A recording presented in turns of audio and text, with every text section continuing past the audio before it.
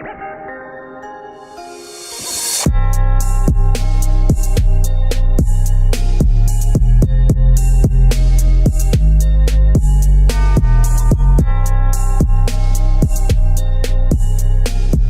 up, my fellow flyers?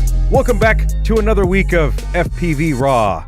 Today, I have a guest, a special guest, one from the 3D realm, the big planes. This individual is a very skilled pilot. Makes me look like a turd, but this dude's good. I got Ryan O'Connor here with us today. And he's going to fill you in on his history, on all the stuff that he's been working on in the background. And, I'm going to give it to him like I usually do. I'll be your host here, Ruben Hadeggy, owner of SweepwingsRC. And the podcast is meant for you guys to kind of tell your stories and share it with everyone else and just to goof around. It's all for fun. So with that, Ryan, let's see what you got, buddy. Now that you've had a huge build-up, I don't know if I can live up to that. That's pretty serious there, man. So I moved over to Wings probably about a year ago now. My previous life, so to speak, was giant scale iMac and 3D airplanes. Mm-hmm. Got started in 3D a couple of years ago. I really liked it. I really liked iMac as well. You want to talk about something that teaches you how to fly smooth, butter smooth? It's iMac. Huh. And it teaches you how to be, how do I say it? Repeatable. Yeah. To where everything's got to be the same every time. And iMac is just, that's it, man. And that teaches you to be on your game 100% of the time. No matter the wind conditions, no matter temperature, what have you, you got to be there. And, my eyesight went from perfect to having to wear trifocals in 8 months. What? And then degraded pretty quickly from that. And yeah, I have giant scale planes downstairs. I mean, big stuff, 100, 120, 130 inch, 200 cc, 4-cylinder, big stuff that I can't see out in front of myself. So is it because you're getting older? I don't know if I was getting older or just, my eyesight just decided to change one day. I was at the field and couldn't see a, 120 cc plane on final. What? And, I started putting stuff into the grass, landing, and I couldn't figure out why. And then went to the optometrist, and he goes, "Whoa, dude, you need glasses bad." Ooh. And, so I had to hang up the giant scale stuff, but I needed something else to scratch the itch. And I tried moving over to quads, and the quads are cool. Don't get me wrong. That's kind of cool, beating the air into submission. I tried the 3D stuff like Zoe, and I couldn't. It just wouldn't process right in my head. Really? And then somebody handed me a wing. They handed me a TBS Capriana, and dude, I was sold. I mean, like now I look back on it, and I'm like, wow, that thing really didn't fly well. And, especially the way I had it set up, I had one of those big, I'll knock on Hugo for a minute here. I had one of those big 3S 3700s in the front of it. I didn't know any better, right? Yeah. So I'm going to strap this big old motor to the back of it.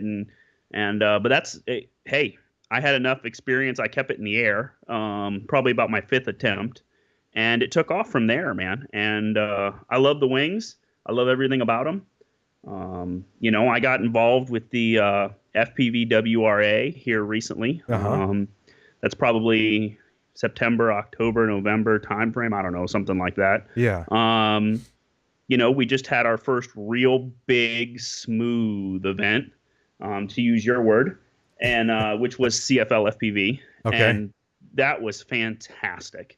So we had a great thing. We we have the different classes for racing, and there we ran the spec and the sport, and both of them did very well. Alex and I came up with a inflatable race gate, which was it ended up being a huge, utter failure because believe it or not, ripstop nylon doesn't stop ripping. Yeah, so, it's supposed to get cleaned off so you can replace it.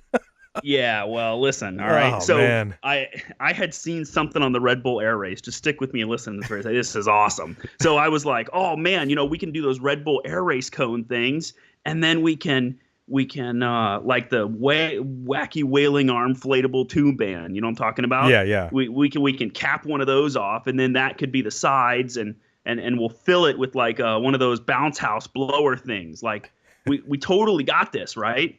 So poor Alex orders that nobody around town will do this for him. I guess he lives out in the sticks in like Virginia or something. What? And so we had to order the stuff and then take it to the local upholstery shop that does like car seats and stuff. And it was like, this is what I need, with a drawing.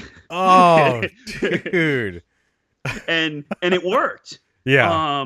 So we got there and it wouldn't stand up on its own very well. So Alex and I are running around the middle of nowhere, North Florida, trying to find a like a bounce house blower, a second one, Yeah. right? Because the wind is really cranking. It's Yeah, CFL yeah. FPV.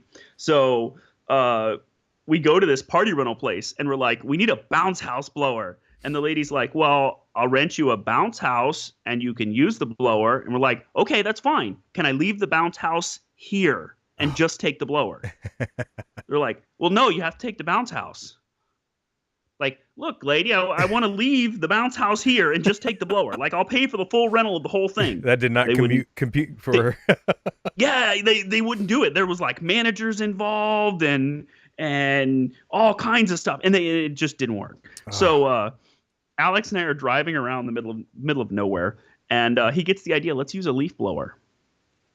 So we went into an Ace Hardware and bought one of those Husqvarna or something leaf blowers, right? Yeah. And we're in Husqvarna and we're doing CFM calculations, trying to figure out how much air these things move to pick the right one. Oh, it was great. And we're asking people, I'm like, can you get me the manual for this leaf blower? And they're like, these guys are crazy, And so we get this leaf blower, we get back, and it's this first day, the really big first race, and we're trying to figure out what to do. So we duct tape the end of the leaf blower to the inflatable tube. Yeah. And then we tape the throttle wide open on the leaf blower. Dude. Now, mind you, this thing stood up is 15 feet wide and 12 feet tall. It's huge. Yeah, So I don't know if that leaf blower is gonna obviously you're gonna still telling the story, but damn. But it did it, right? It did it, and it worked, and it was so awesome. And then man, his name's escaping me at the moment, but he hit it. And I'm not talking hit it, like people hit it, right? It was cool because they'd hit it and then just slide down it. It would just absorb the energy, and it worked really well. Oh, they're striking it with their wings. They're striking it. Okay. So somebody hit it with a prop. Oh. And tore it.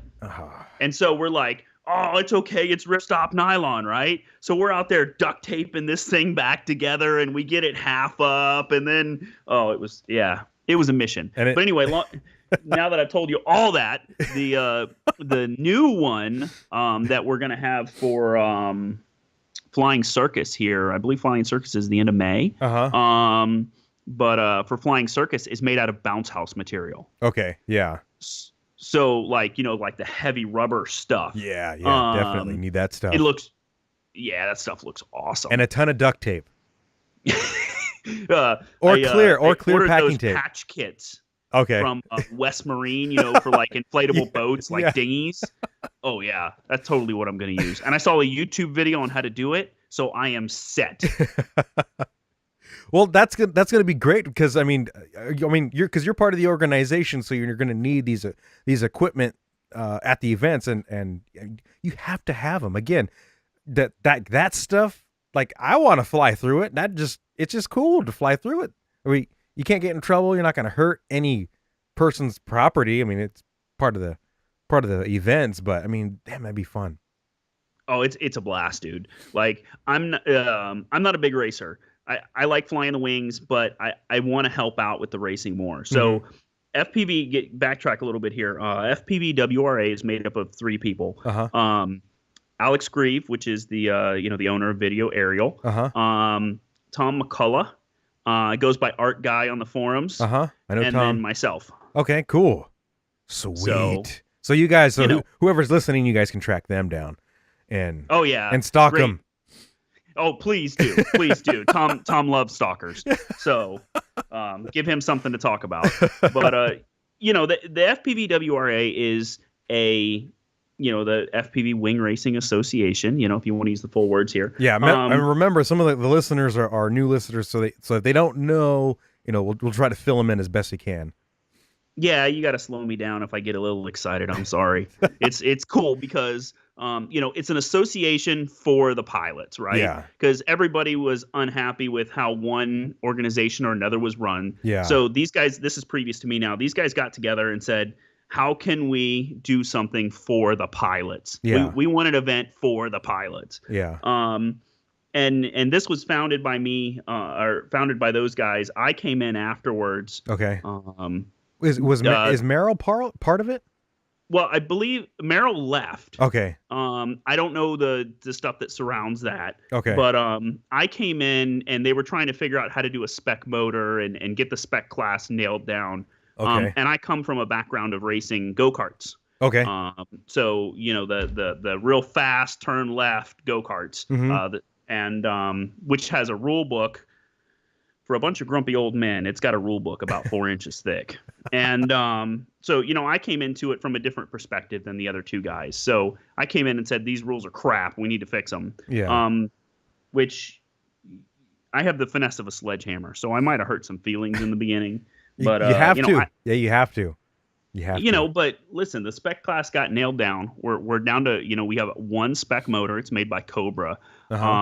And we did some really cool things with that. So we went to Cobra and said, okay, you've provided this motor, the spec class motor to your team pilots. We'd like to make this the spec motor for the entire organization for this class of racing. There's a couple caveats though. The first is somebody always has to have these in stock, and lots of these in stock. Yeah. The second caveat is no price games.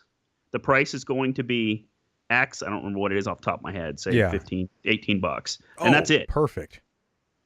So we don't have somebody saying, oh, there's a monopoly on spec motors, and then they can jack the price to $50 or something crazy. Yeah, No. We set that down. And then, the other thing is the spec plans are open source. Yeah. So as long as your spec meets or your wing, say you're a manufacturer and you want to come in and you want to make a spec wing to race in, and you have a foam cutter or something like that.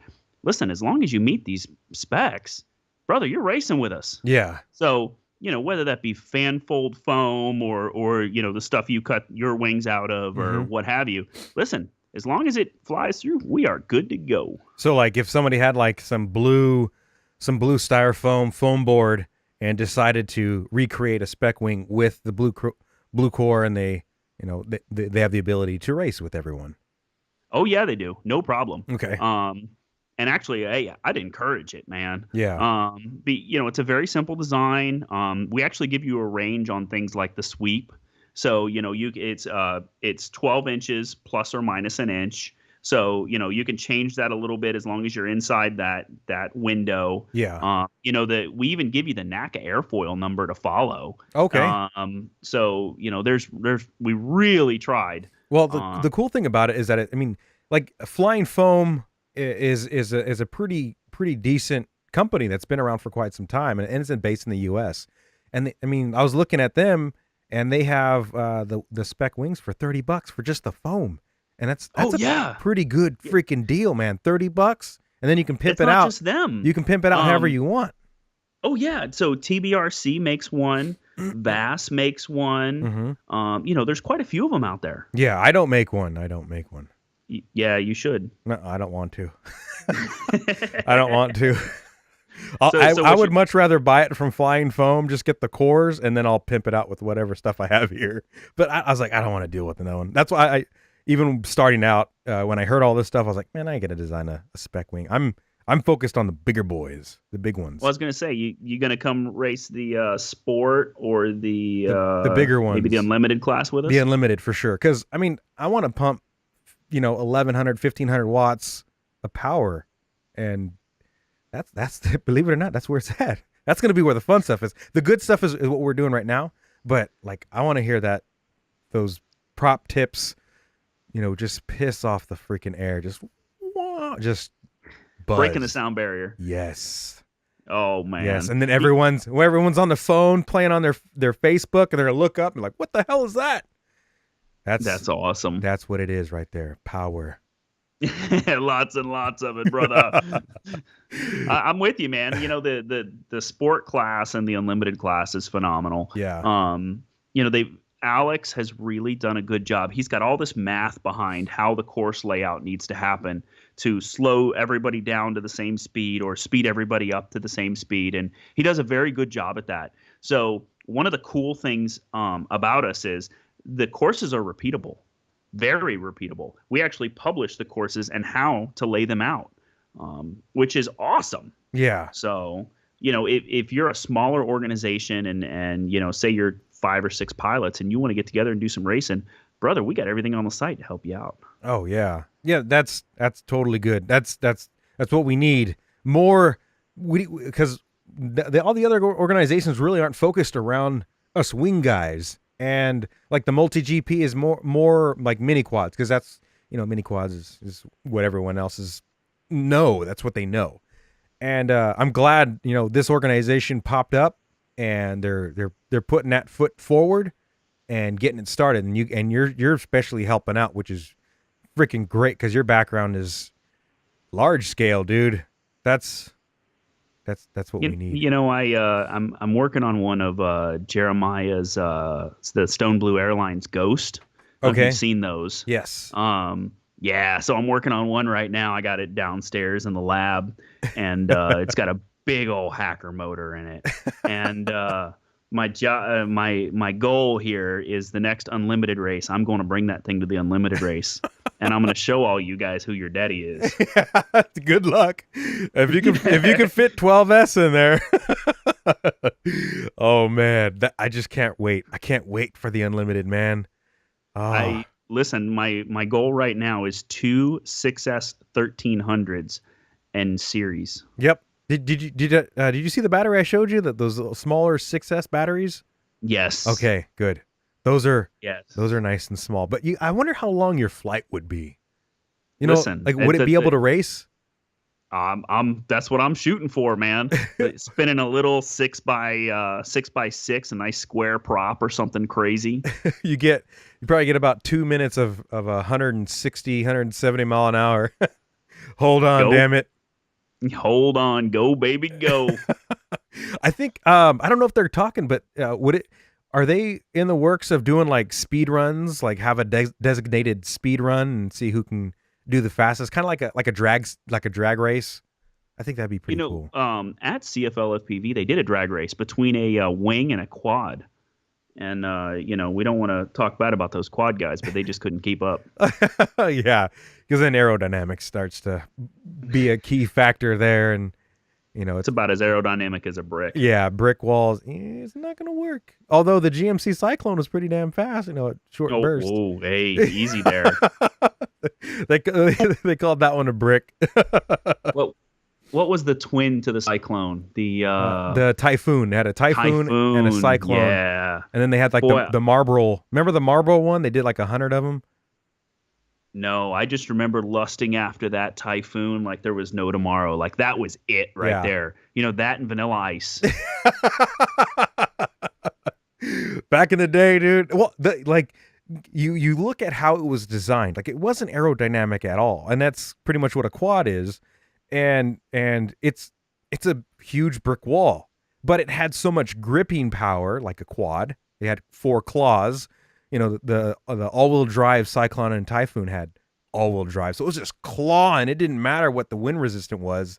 Like as long as it gained traction, it was just like a freaking rhino. Oh yeah, it was gone. I've got a buddy who still has a Typhoon, and won't give it up. He's had it since before he got married, and it's been broken since before he got married. Jeez. We, one of those we kept playing with the boost and up and up and up and up, and it sits in his garage now. Oh, its name is Kate, and it sits under a cover in the garage. And he keeps saying, "Oh, I'm gonna come back to it. Oh, I'm gonna work on it." Oh. And the other day, I threatened to come take it from his house. Oh, dude. Because I feel bad for it. Yeah, you can't let it sit, man. You can't. You got to give it life. At least just cruise it around, man. Because the cool thing about it is that it was it's a Blazer style. So it was, it was like it was an SUV, and everything was sealed. It had plenty of leg room, not like the Cyclone. The Cyclone had like no leg room, so our big asses wouldn't be able to fit in it comfortably. But it was just so luxurious in there. Oh, it was it. What do you call it? Has a couple of them. What's the guy that collects cars that had the late night show? Jay Leno. Jay Leno. Yep. Jay Leno's got a couple of them. Oh yeah, of both the Typhoon and the Cyclone. And he's got the Grand National. Oh, there's another great one, man. Oh God. Man, I had a buddy Lee that had a Grand Nat that was just a powerhouse. that was a great car. And then I got another buddy, Joe Sheriff, who has had a couple of the Trans Ams, the 5th generation, the F bodies. Yes. Oh man, there was a great one too. Okay. Well, let's put things into perspective. Cars, I remember like those cars back in the day, and how we as fans are still driven to try to acquire these and just like watching them. For what you guys are doing, we need to do that with the wing racing. Like, we have to. Oh, I agree. Like you remember Ryan, flying his, monster open class, doing, 180 mile an hour with a, custom wound engine or whatever. You know what I mean? Like one day it's got to happen. Oh, we'll be there one day, man. It's just, it's getting all the kinks out and getting everything rolling. We've got some good events coming up. We've got NAFPV. Yes. And we've got the Stone Blue Flying Circus. Uh-huh. And then I'm working with Tori right now on doing the Southern Speed Series, which is going to be 5 tracks around Florida. And, they're all going to be FPV WRA events. And they're going to count for points and, all that kind of good stuff. I was talking with Y on the podcast, and he's doing one in Kentucky. But the hard part is that it's at the same time as the NAFPV. But what would be cool is what he actually rented out was the actual racetrack for a NASCAR racetrack. I don't know if did you hear the podcast? Oh yeah, I did hear that. That would be crazy. By the Kentucky Speedway or something. Oh yeah, so I think that would be, well, obviously he's already rented it and it's already established. But I think for a future event down the way, if like everyone groups up and say, you know what, let's all team up and rent the raceway again. Like, you'd have a freaking raceway. Oh, think of the relay racing. How cool that would be. Yeah, and have your buddies. You land on the tarmac or the track.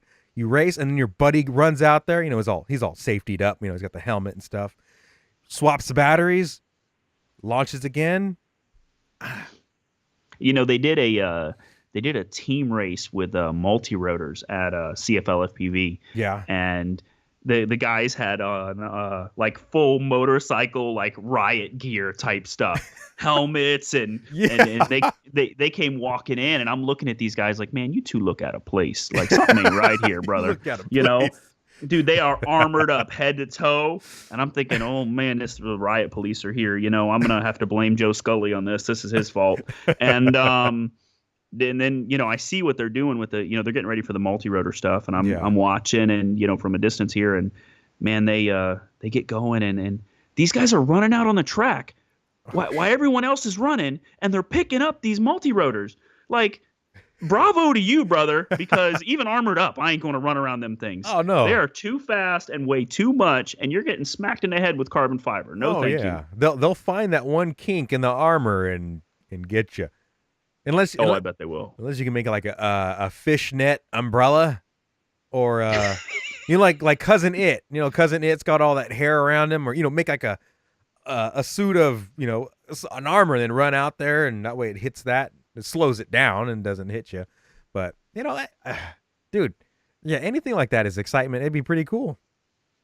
Yeah. Oh yeah. Oh yeah. I'm working on it. I saw Joe Scully do it, and I asked for his permission, but I got a DVR here, and I'm hooking up a bunch of receivers to the DVR on the race band channels, Yeah. and my plan is to be able to record us racing with that, and then we can go back and see if people have missed gates or flags or things Oh, like okay. that. Okay. Thing is to be able to upload it to the website, so everybody can go back and watch it and see what happened. And I did a 16 channel job because my idea here is 1 through 8 is going to be the feed from the pilots, and then we'll stick some cameras in precarious places along the course, maybe right before a gate or right after a gate or right by a good flag, Yeah. so we can see everybody ripping by.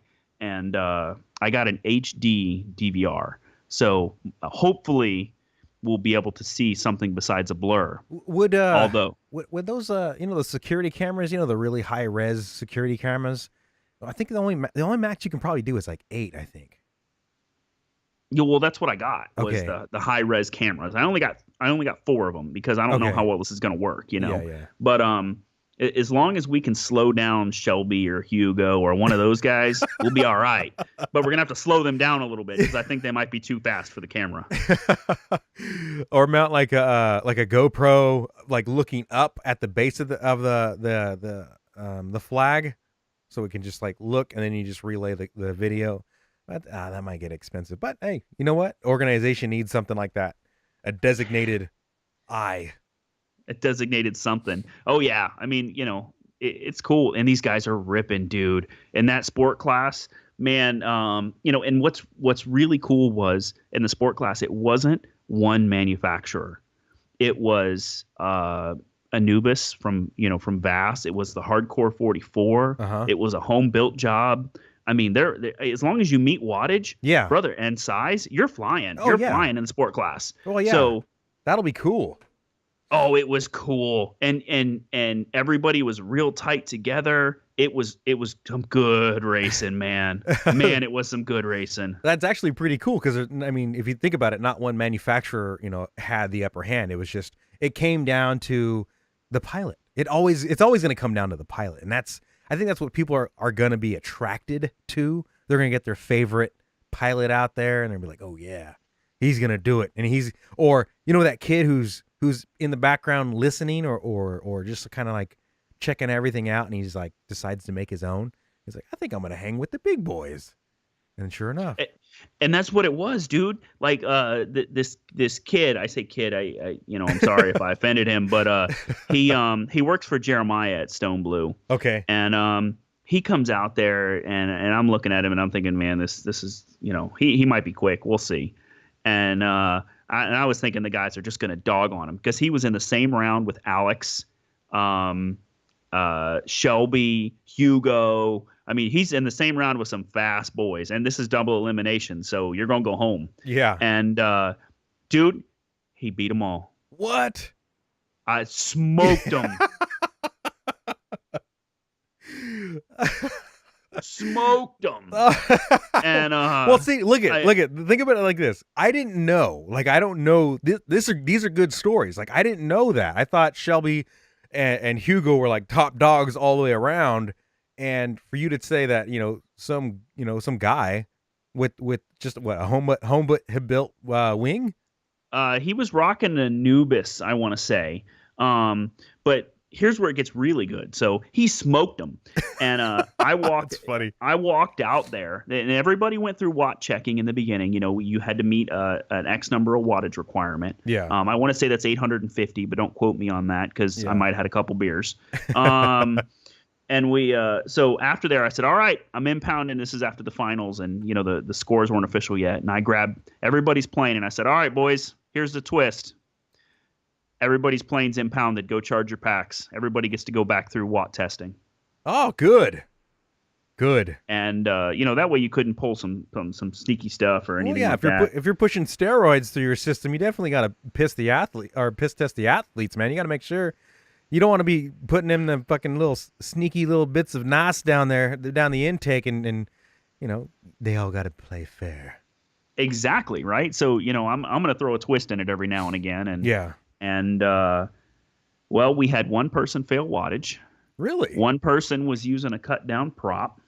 One person missed the same gate every single time. That'd be me. Oh yeah, That'd be me. you know.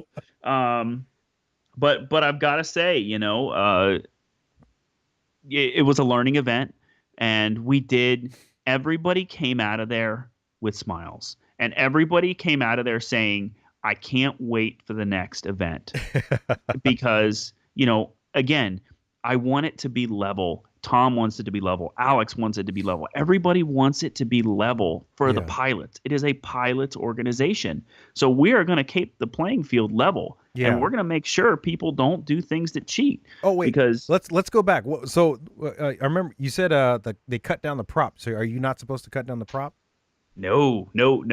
So the deal with that is, say you cut down a prop, say it's a 9x6, right? Yeah. And you cut it down to meet wattage, and you land in that final, and you break that prop.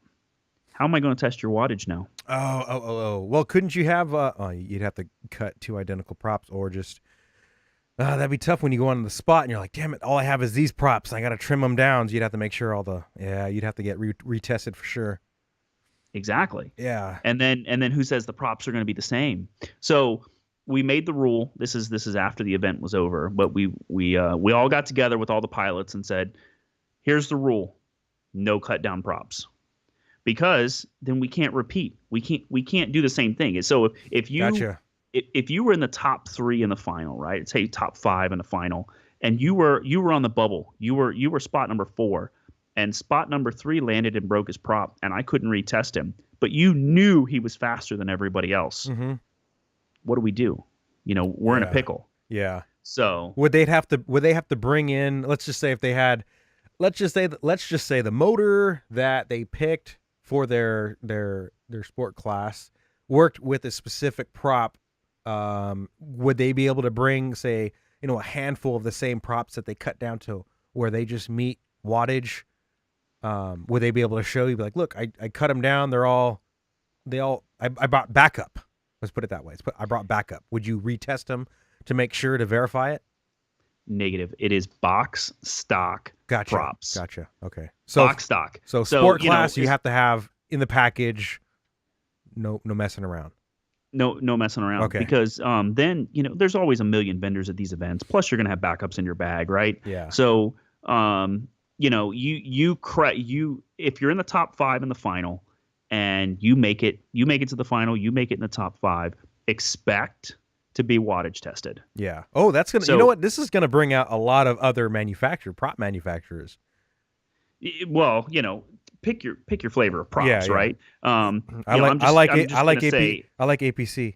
I was going to say, I'm just going to say APC because I like APC as well. It could be Aeronaut, it could be, what have you, right? Yeah. But so if you're running an APC 9x6, it's an APC 9x6, brother. Yeah. So you make it to the final, you're number 4 in the final or number 2 in the final, what have you, and you land and you break that prop on landing, and we can read on there that was a 9x6, brother. I can go grab another 9x6. We can slap it on there. Gotcha. And listen, if the previous test with a cold battery was 845 watts, and this new test with a hot battery coming right off the charger and a brand new prop is testing 851, that's okay. Yeah. But if you come in and that same test turns 975 or 1,000 or something, yeah, brother, something ain't right. There's an issue there. No, that's very good, because a lot of people, some don't understand it, and some people that don't are, new to this. When you have a fresh pack right off the charger, that thing's ready to rock and roll, man. That thing's ready to go. Oh yeah. So it's got more power in there. Yeah, there's definitely more thump in there. And that comes from the I want to say the nickel metal hydrate days is when they figured that out. They'd keep them warm, and when they were charging them, and then right before they go on the track, they'd pull them out of the warmer and shove them right in the car. we're getting old school again. We're gonna have to start talking about rotary ESCs and analog and 72 megahertz. That's before my time. I was too poor to afford RC back in the day.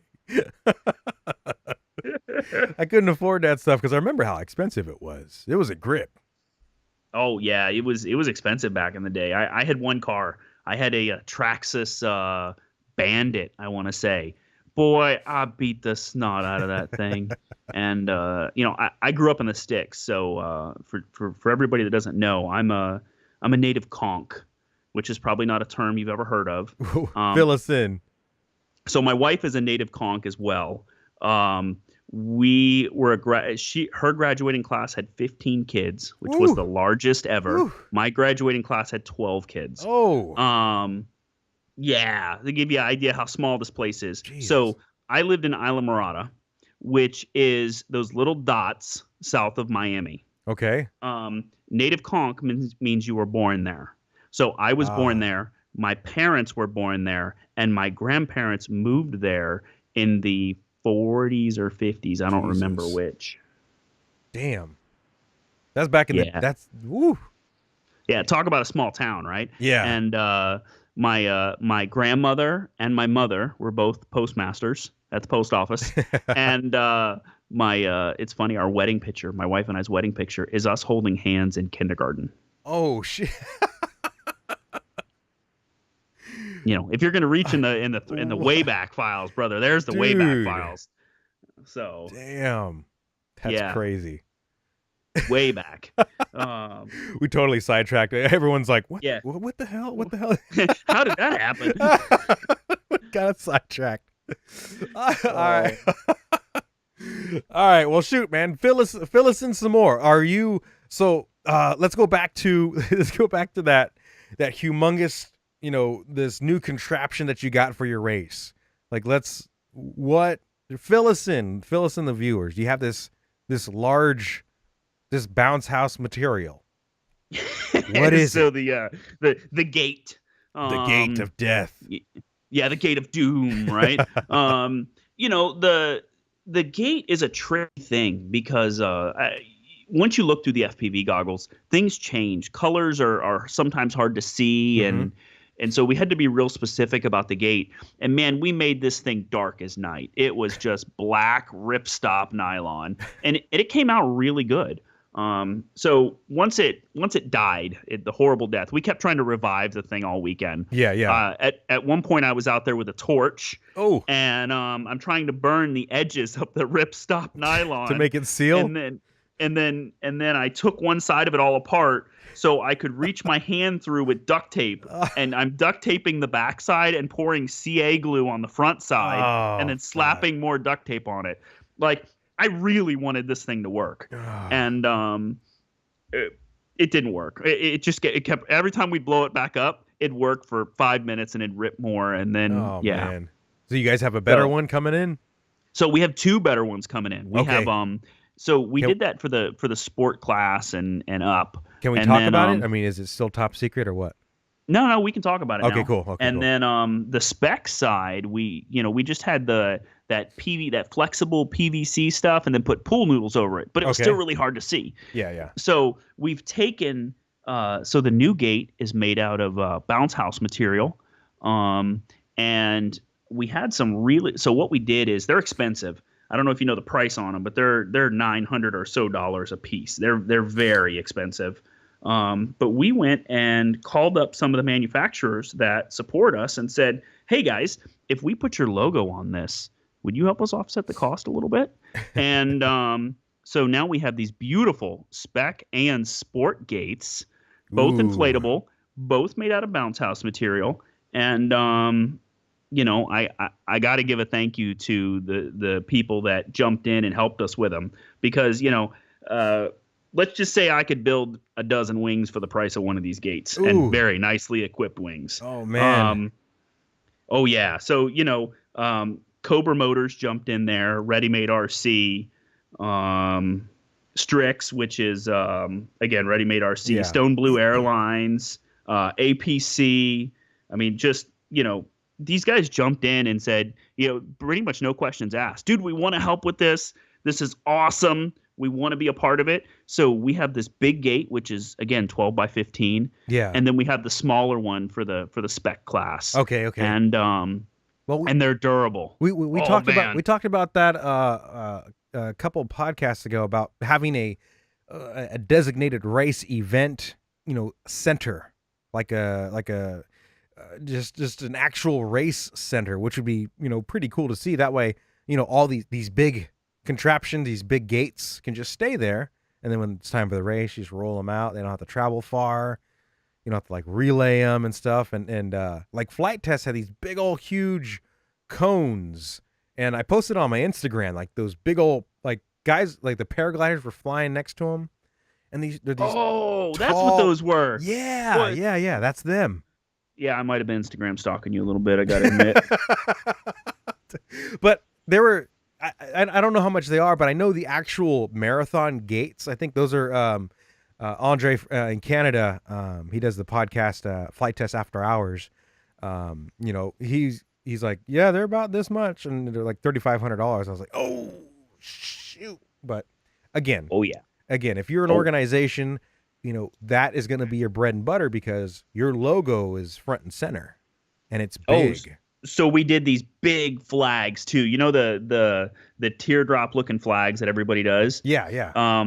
We did these 12-footers. Brother, these things are huge, and the FPV WRA logo on them and everything. And so the idea is to figure out how to get these little. Once we've proven that these are going to work, the gates, the flags work very well, but we need to prove that the gates are going to work. And once we've proven that out, we're going to figure out a way to subsidize them a little bit for the chapters. Yeah. And I think the goal is going to be to have one for the Florida boys, one for the Carolina boys, one for the Northeast, one for the Vegas guys, maybe one out there by y'all, maybe a half of one because it's you California people, and we'll make our own out of hemp.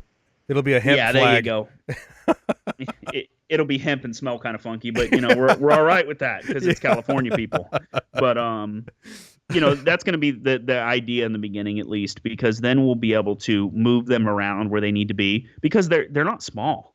I mean, when you think 12 feet by 15 feet made out of bounce house material, brother, they are big. Oh yeah. Well, I remember so I tried to buy actually I still have them. I have flags here that I bought. I bought them overseas because a lot of companies over here, they were like, they were charging me like 3 times as much, and I was like, fuck. But the manufacturers over there, that's what they do. They print and they sell them to whoever, and I think they're like 10. But I remember the TBRC guys, man. They have like 15 or 16. They have huge ones. I don't know where the heck they got those at, but those are nice. Yeah, Tom found these. Tom McCullough found these, and they are fantastic. They go together real easy. Actually, before CFL FPV, I had him send them here to my house. That way they weren't going to his house and then him having to drag them to Orlando because gotcha. Orlando's probably 2.5 hours north of me to give you how far south I am. Okay. So I said, just ship them straight from China here to the house, and then I'll bring them to CFL FPV with me. Yeah. Well, curiosity got the cat, and I had to bring one out. I have a very nice Jeep that's all lifted with big tires and the whole shebang. Brother, it dwarfed my Jeep. I could have put 3 of my Jeep together and probably not hit the top of this thing. You gotta show that stuff off so we can see it, and then I'll repost it so everyone else can see it. It's how you spread. You got to spread it. You got to spread this because a lot. If you do it in Facebook, it disappears. It disappears in Facebook, and there's no way around it. It's just this is how the news feed works. Someone posts a picture of a fucking of a turtle licking an ice cream, and it's like top of the rating. But if you put a picture of a huge flag, and it sinks to the bottom, turtle wins. Oh, internet, I heart thou. So if you guys have any more pictures or anything like that, post them, and then what we'll do is we'll repost them, or I'll repost them, and hopefully somebody else reposts them. And, that way people can see it. And it's how you spread. It's how you spread the news. Yeah, you're definitely better on this social Instagram media thing than I am. Just send them to me. I'll repost them for you then. All right. I'll do it for you. I'll tag you in them, and hopefully I spell the tag right, so then you see the tag. Yeah, just put it next to your truck. That way people can see them. Your Jeep. Put it next. That way you can see the difference. But yeah. Oh yeah, they're big. Gotta show it off. I figured out the hashtag thing the other day, and so my hashtag is MAH is my drug of choice. MAH? Milliamp hours. Oh, there you go. Is that not cool or what? Like, I thought I was being really witty here. You got to keep doing it now, because that way it's always pulls up. And then when people put that in and they go to search, and then your flags will pop up. Well, yeah. Well, that's my personal one. I'll have to come up with a really cool one for WRA. But, I thought that I was being, all types of classy. I was like, oh, man, check this out. And, my wife, who's much better at this social media thing than I am, was showing me, look, you can search that hashtag now. Yeah. And, or search that pound sign now, depending on how old you are. You got to put her in charge of it. Yeah, and then you can keep track of it, and you can see every time you've posted it, like, pops up and stuff. Yeah. It's really cool. Yeah, dude. I mean, yeah, you have to, dude. You got to do that. Everyone else does. All the cool kids are doing it. All the cool kids are doing all right. Come on, Ryan. You can do it. So, now that we've talked about the WRA, which I'm a huge fan of, by the way, so if it's hate mail, send it to spam@FPVWRA. If it's non-hate mail, all of our email addresses are up there. Feel free to send me, questions, comments, anything but jump off a bridge, fat kid. I'll take all the rest of the comments. No, it'll be. I mean, a lot of the feedback I've been getting is really positive, because there isn't an outlet like this. It's a lot of it is more. Well, even if you do a personal search and you download a couple episodes, it starts to get pretty redundant. And, I definitely want to break away from being, boring and repetitive and talking about the same thing over and over again. And just kicking in a lot of the humor and just in your guys' history. So I think a lot of people are going to be really happy to be able to get a hold of you guys if they really have any input that they want to see, especially in their local chapter or make a chapter. So I think they're gonna contact you for sure.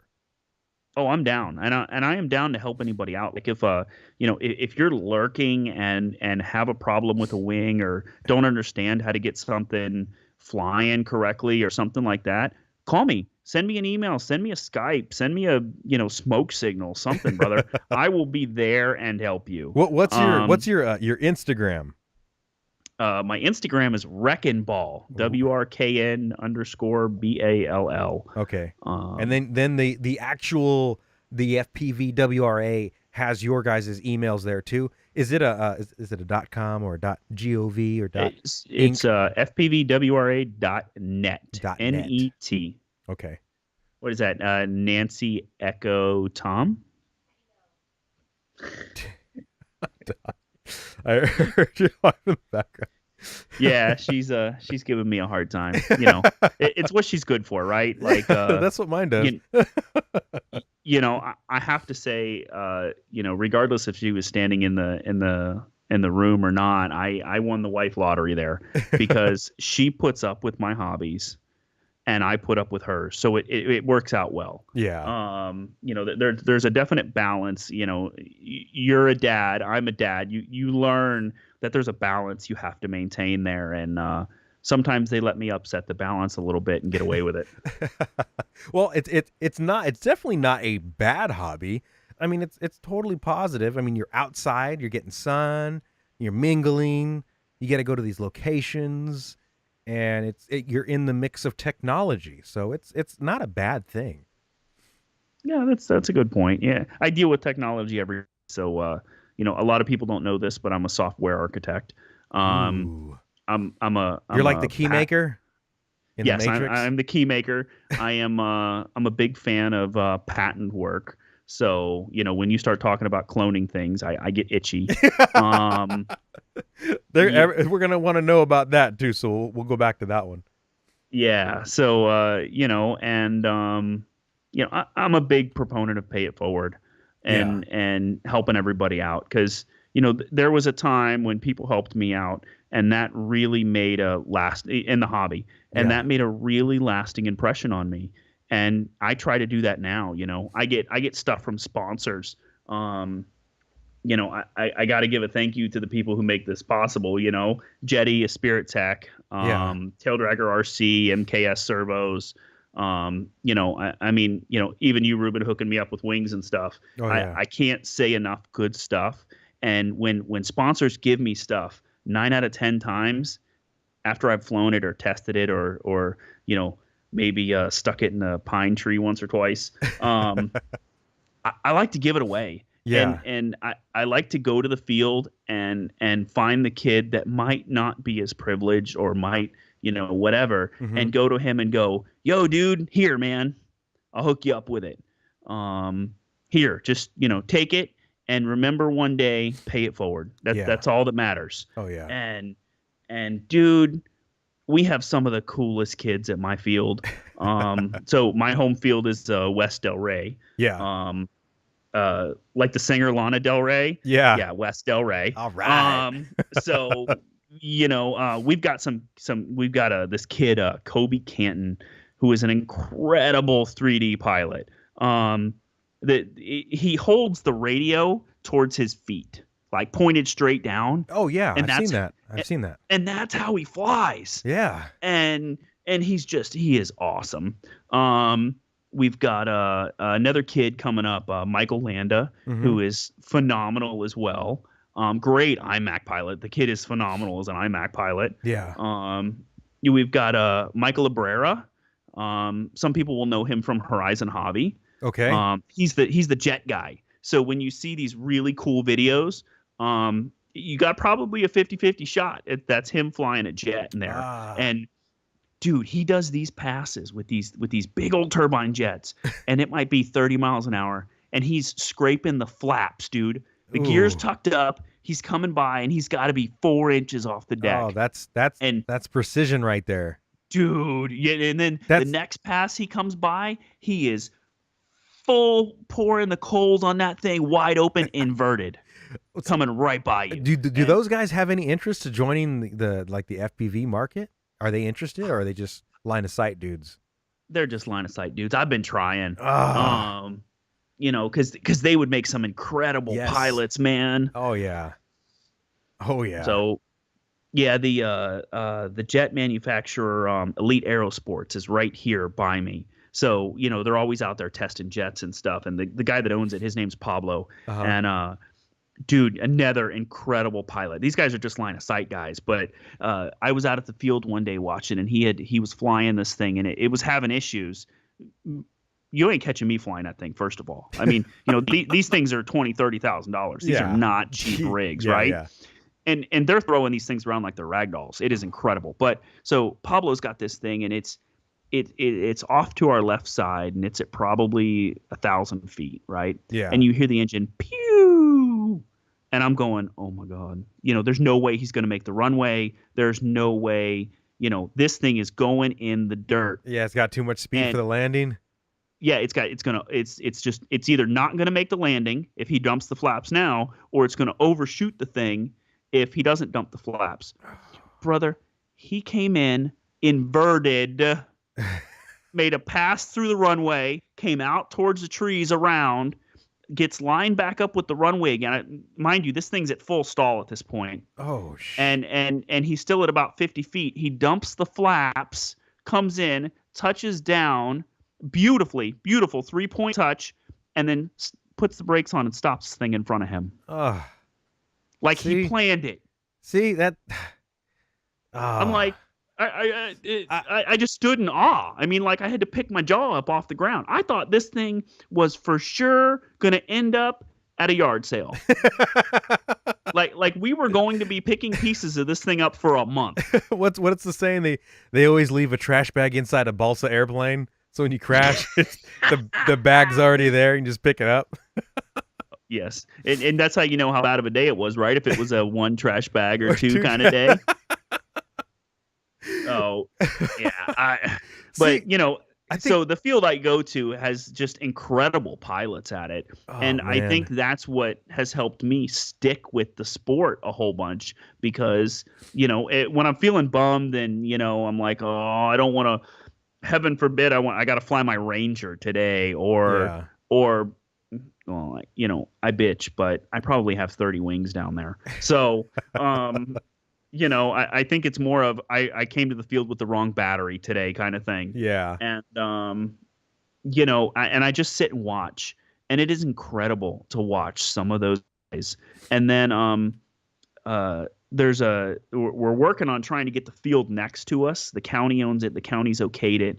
And we're waiting for the FOGs. FOG, what the hell's that? Freaking old guy. Oh, God damn it. So, you know, the people, the board members of this club God. are ancient AMA guys and don't really care much for FPV. Yeah. But we've got the field next to us, approved by the county. We're waiting on insurance and those type of things. Yeah. Because then we'll be able to fly the quads and the wings and those type of things there. And not tie up the main flight line because that's such a bummer, man. That's such a bummer. It happens, right? Yeah. And we'll get through it. I'm not worried about it. It's just you know it's taken longer than I thought it would, but it's all good. You know. Yeah. We'll make it happen, and you know sometimes people are a little resistant to change, but you know it'll come around. It'll happen. Yeah. Oh man.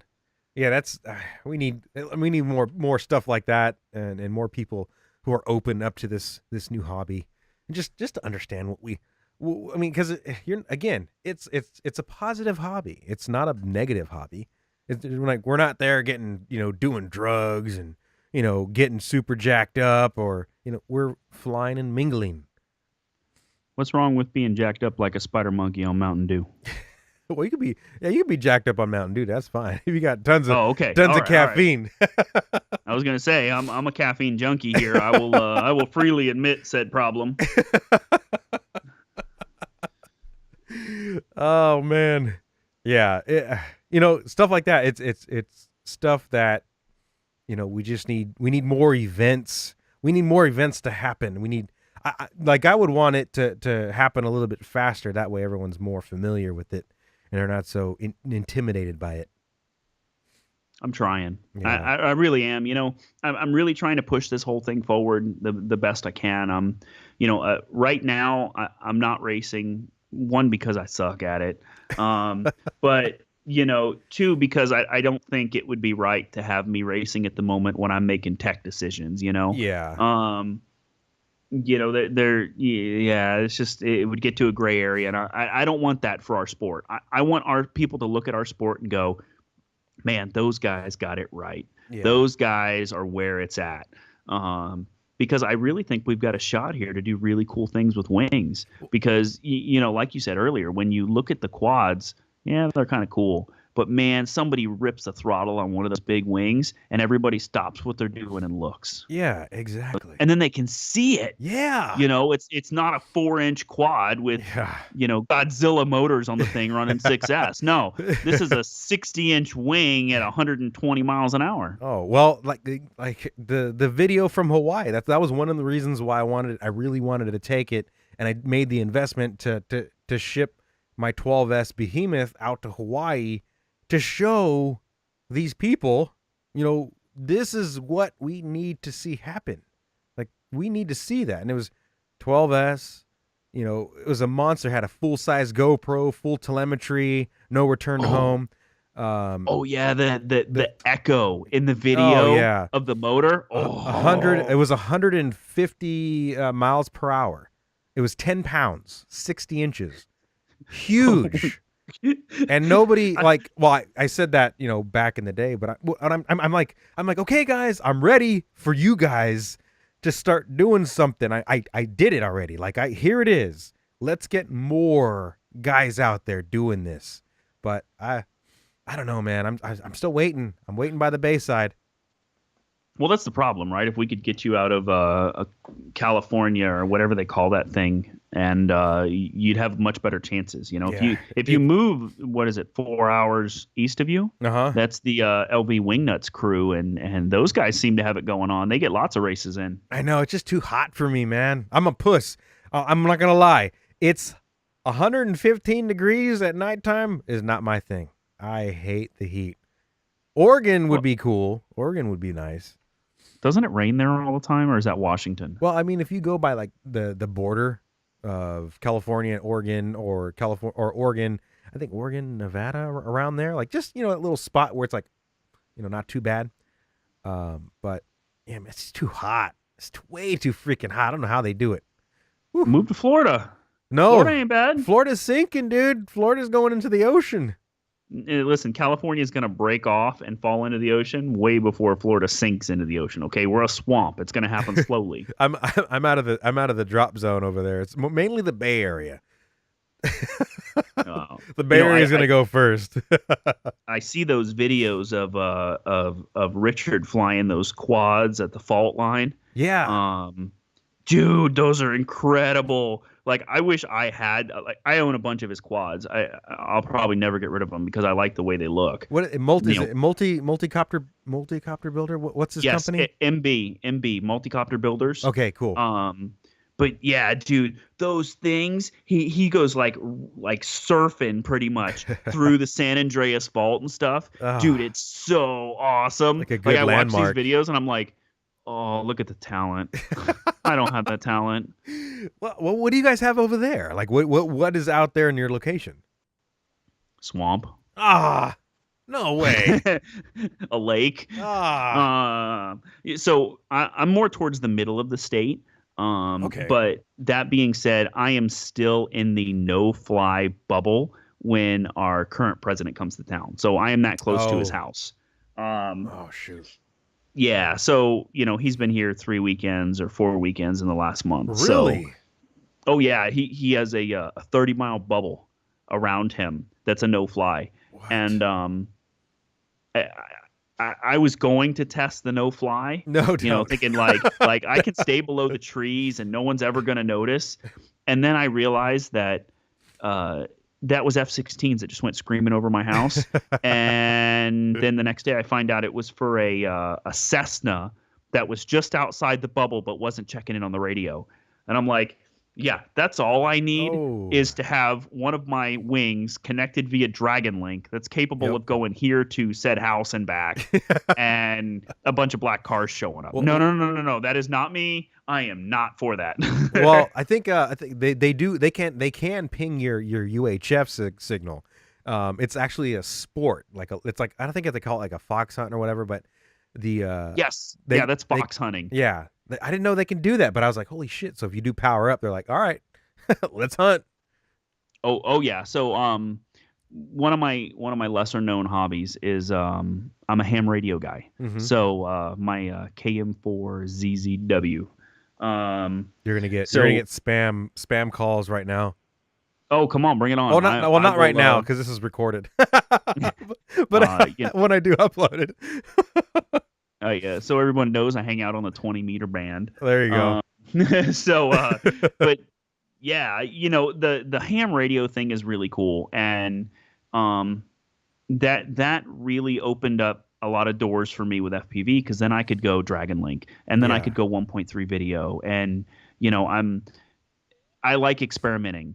So I'll be playing with antennas and tinkering things and bothering the living daylights out of poor Alex. So I will I'll call Alex at you know, some random time, and I'm like, Alex, did you know if you put two Yagis at 90 degrees from each other, it creates a circular polarization?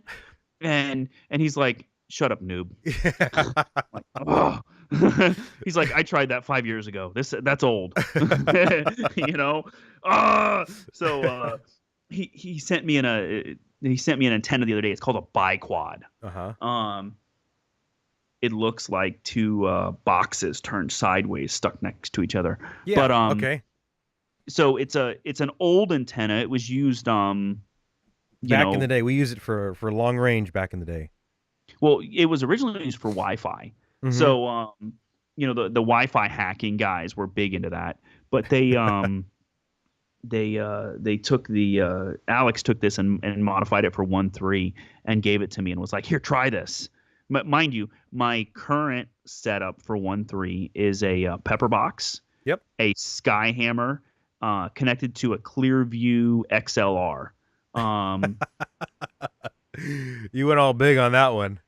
Well, so that's another story about that. But Ian at Iftron is the man.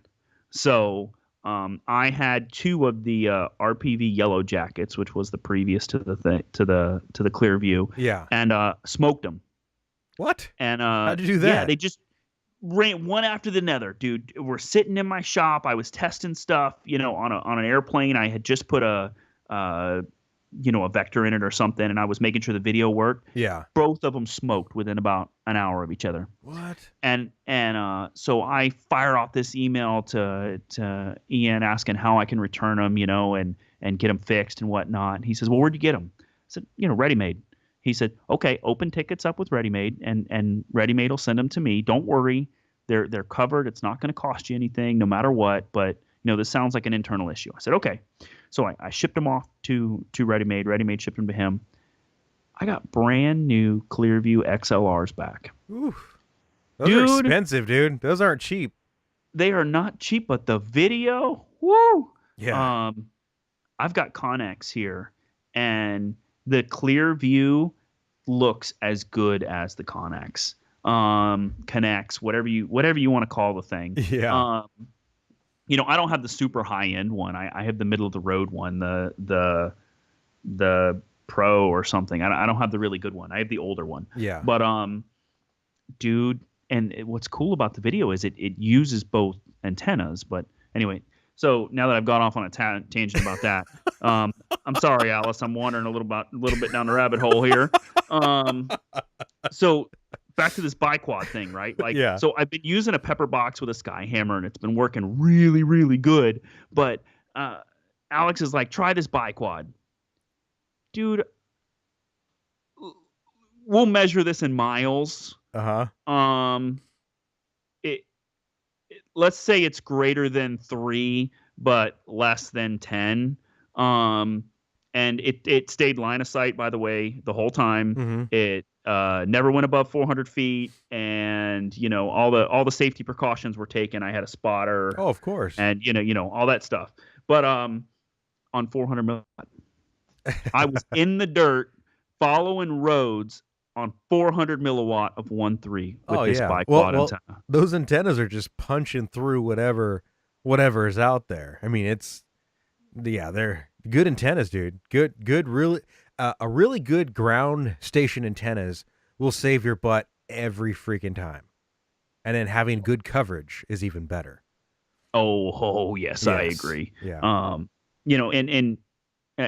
I taken that antenna back off, and I went back to my pepper box just because I'm one of those people that wander.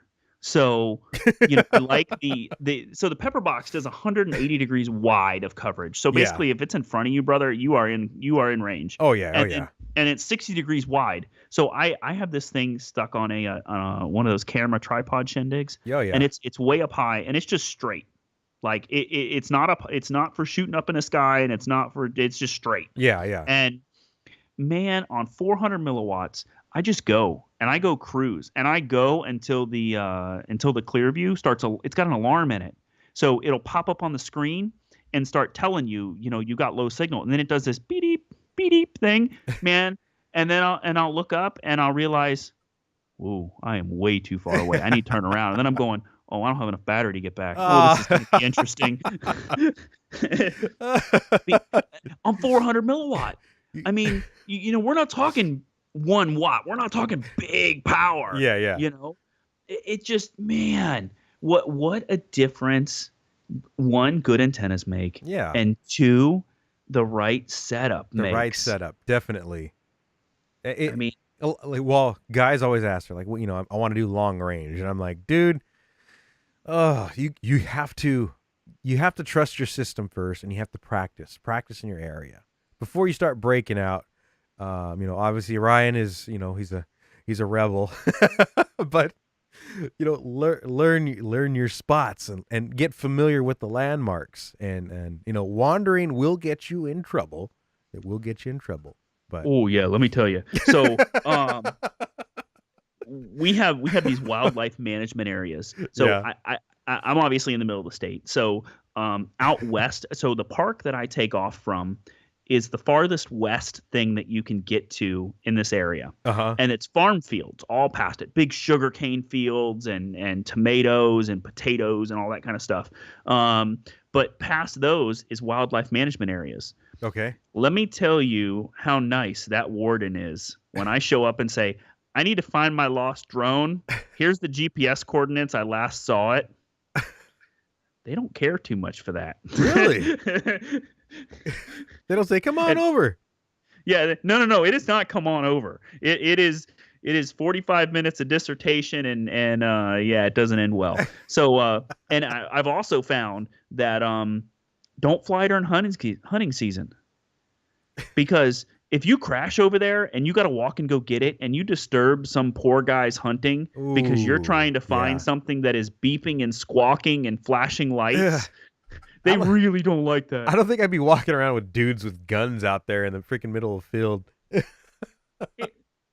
I'm head to toe in orange. I ain't worried about it. Like, but and it's pinging back to my transmitter. The Dragon Link's still alive, so I know it's somewhere, right? Mm-hmm. And I'm trying. You should see me. I'm out in the middle of the field trying to get this ground the what is that, Mav link or whatever working. Yeah. And so I can see the last coordinates, and I got goggles on, and I got my ground station slung over my shoulder, and I'm spinning in circles trying to find it, to pick it up where it is.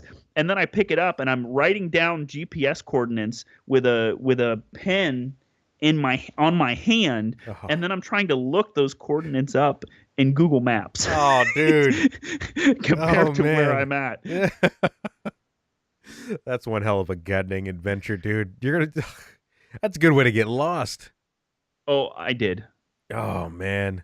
Well, would it, because the GPS works pretty good, but having what are they're making those little trackers now where you can embed it into the foam, and then it stays on even after the battery dies, and they give you this little remote to kind of search for it. Eric Konassi had it on his YouTube, and he lost his mini quad, and he went out there and he's you could see the little indicator as he was getting closer, and it was pinging. Oh, you know what? I did see one of those, but it operates in the 400 megahertz spectrum. Oh, which is where Dragon Link is. Yeah. Damn it.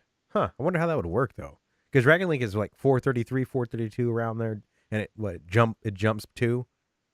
Yeah, it's spread frequency spectrum frequency hopping. Yeah, frequency.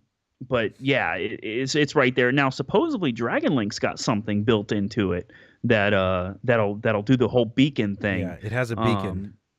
Yeah, so I see the option for it in the menus and stuff, and I've read about it, but you're talking beyond my technical capability.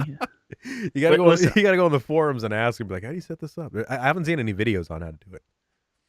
It's got to be out. It's out there. I mean, it's got to be. So the option's in the thing. So, the Dragon Link. So I just upgraded to a V3, by the way. So I have been rocking. Yeah, you V2. Got the mini one. Yeah. So I've got a V2. Actually, I've got two V2s that I leave strapped on my FPV backpack. Okay. And that's just because I'm hard on the backpack, and Lord knows I'm going to break one of them.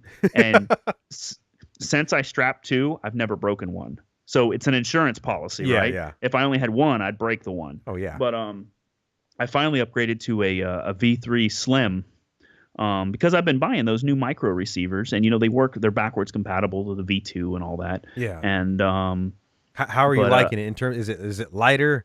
Or is it I haven't seen any. I haven't even bought any because my V2 works so good.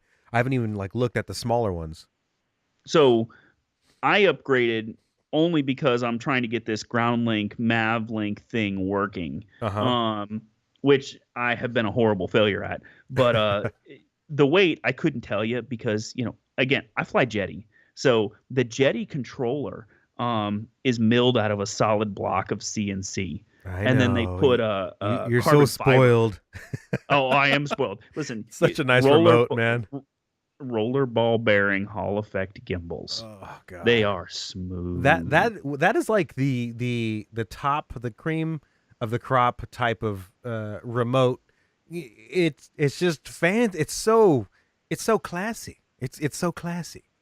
It's so classy. You got polished carbon fiber and billet. And, God. So I don't care about weight. I couldn't tell you. We could probably hang a 5-pound block of wood off the end of this thing, and I wouldn't know the difference. I can tell you that there's a really cool feature in the new Dragon Link that it buzzes at you when it changes power levels. Oh, really? So instead of just your RSSI dropping and then all of a sudden jumps back up, or if you have a V1 or a V2, you had to switch. Huh. Well, it'll automatically switch now, or you can manually switch it. But when it automatically switches, it buzzes at you. So it makes this really cool sound. Yeah. And I'll be down in the dirt flying, and all of a sudden I'll hear and it's changing power levels. You got an old man in your remote. Yeah, but I know at that point, all right, I need to take it easy. But dude, that's a cool feature. It's a very cool feature. I was out testing the other day, and I took the Ranger out. I had the new V3 out with me, and I wanted to test power levels. Yeah. And so I have a Volantrix Ranger EX, and I loaded it up with 11,000 milliamps of 4S power. Like, you don't want to run out. Not that I didn't want to run out. I wanted to light the vector off in this thing and make sure it would return to home, because I wanted to see how far I could go before the Dragon Link would quit on the lower power levels. I couldn't get the thing to kick into high. Yeah. Like, I was out of juice. Yeah. And I'm like, man, I need to turn around. I really enjoy my UHF system. I know I've seen the other ones, like I've seen TBS and I've seen all that stuff, but it's hard for me to separate from a system that works so good, and even throughout the years of getting me out of trouble and ranges it's just crazy. I'm connected to it. I gotta what's it called? I'm a sentimental value is what I have with mine. The big thing is it works, right? Yeah. I know I'm going to pull it out of my bag, and I know it's going to work. It's just like 1.3 video. These guys are like, oh, you could do that with 1,000 or a 1 watt, 5.8. Then you don't need all that ground station junk. And it's like, yeah, but I'm doing that on 400 milliwatt. Yeah. And it's crystal clear. Yep. And, and I don't have to worry about it. I don't have to go, hey, are you on my channel? Are you on a neighboring channel? Are you on Race Band? And dude, it just works. Yeah, you're on your own. You're on your own system. It's like like the Hawaii, like when I took the 12S Behemoth, it's on my YouTube channel, the Hawaii one. But I flew, if you remember the event in Hawaii, like the front of Jurassic Park by the road, I flew from back there all the way to the back, like the very, very far back. I had my regular old Fat Shark 1.2 gigahertz dipole antenna, the Dragon Pro, that little antenna. Yep. That was all I had, and it reached that far, and it was great. I didn't have any problem with it, and it was all in my head. Everything was there. I didn't have a big old huge payload of ground station. It was super portable. It just, man, it's tough when it works. It just makes you feel so confident and so happy because you just had a kick-ass ride. Oh yeah. I think that gets me into trouble, right? Because I know I can throw this thing and it's going to go. Oh yeah. It's like my Juggernaut. I have a poor jug. I mean, I know you've seen pictures of this thing. Did you repair it? That I've repaired more than once. But I'll see a thing of trees, and I'll be 3, 4, 5 miles away from where I took off from, and pouring the coals to the thing. I mean, just dogging it. Yeah. And I'll see a gap in the trees, and I'm like, oh, I can hit that. Man, that's a long car ride. Yeah. And not because I hit it and crashed. I wish I would have taken pictures of it. I stuck it in the tree. Oh. And I'm not talking, like it was resting in the branches. No, the tree was 3/4 of the way through the thing. Oh. Like it had split the side of it and was all the way back to the motor mount. Ooh. And it was sitting there in a tree about, 8 or 9 feet off the ground. So number one, I got to figure out how to get it out of this tree. And number two, I then have to explain to my wife why there's 2 pieces of my favorite airplane instead of 1. It multiplied.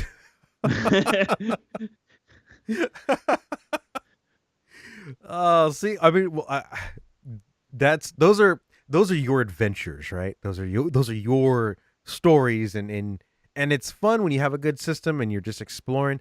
It's like, for me, exploring is a lot more fun than actual like racing, because you're like Superman out there. You're cutting your own trails.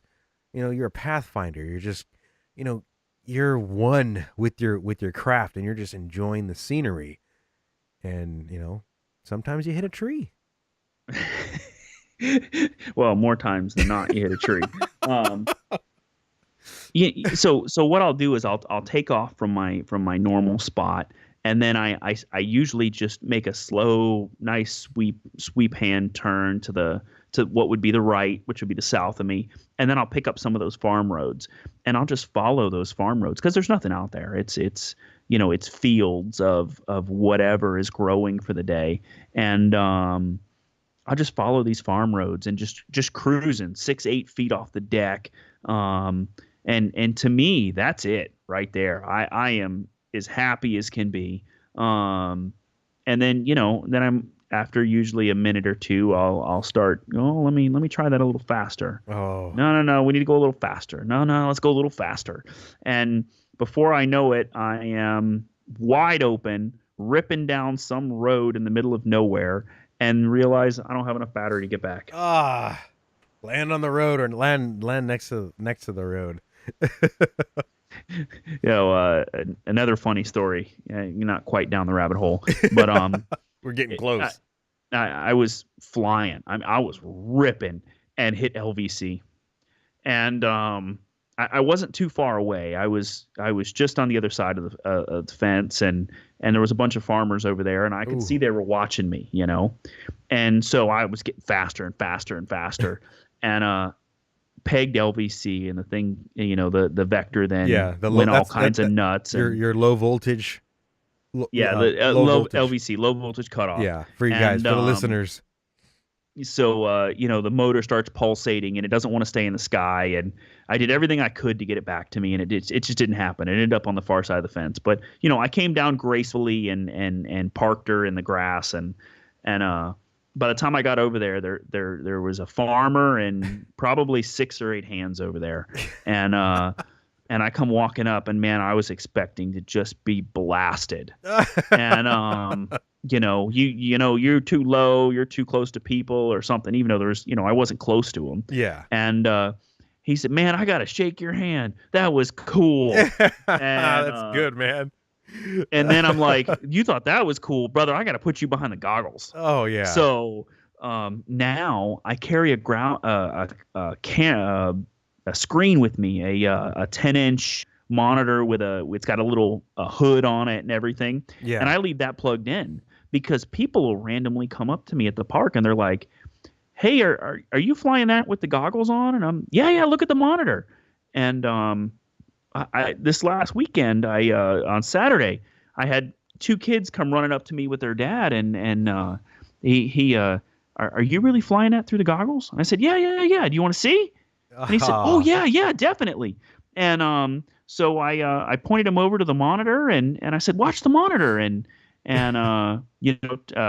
threw some fresh packs in and took off for him. And he's like, oh, man, that's amazing. How do I get started on this? Oh, that's cool.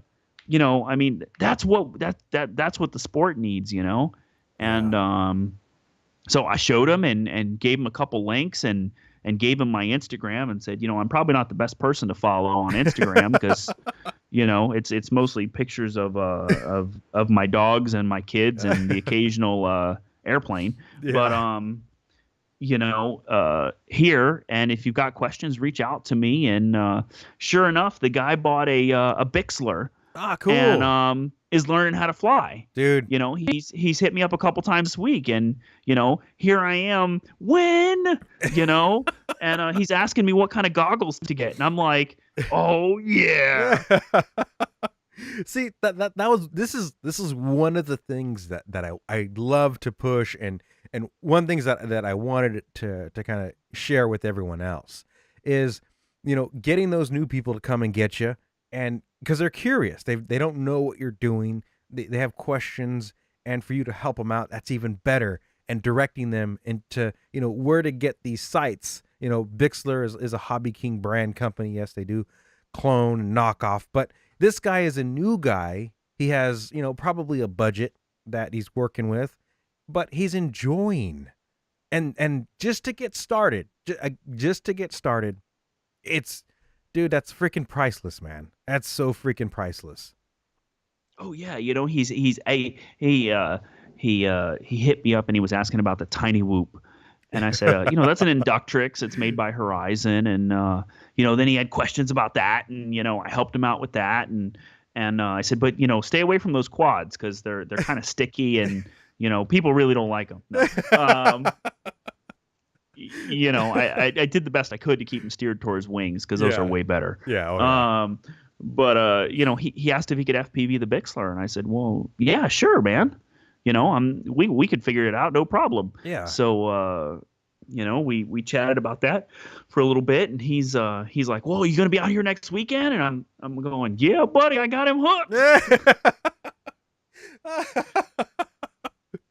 Well, see, okay, well, let's go on, because you said something about clones and knockoffs and stuff like that, and like for me, like my point is to get a person who doesn't know and who wants to start, and starting out, we do fry stuff, we burn up stuff, and the whole point is to learn on the crap, and then when you're ready, go on to the next stuff, like the new higher grade stuff. Like for me, I usually buy like the cheap ESCs from Hobby King.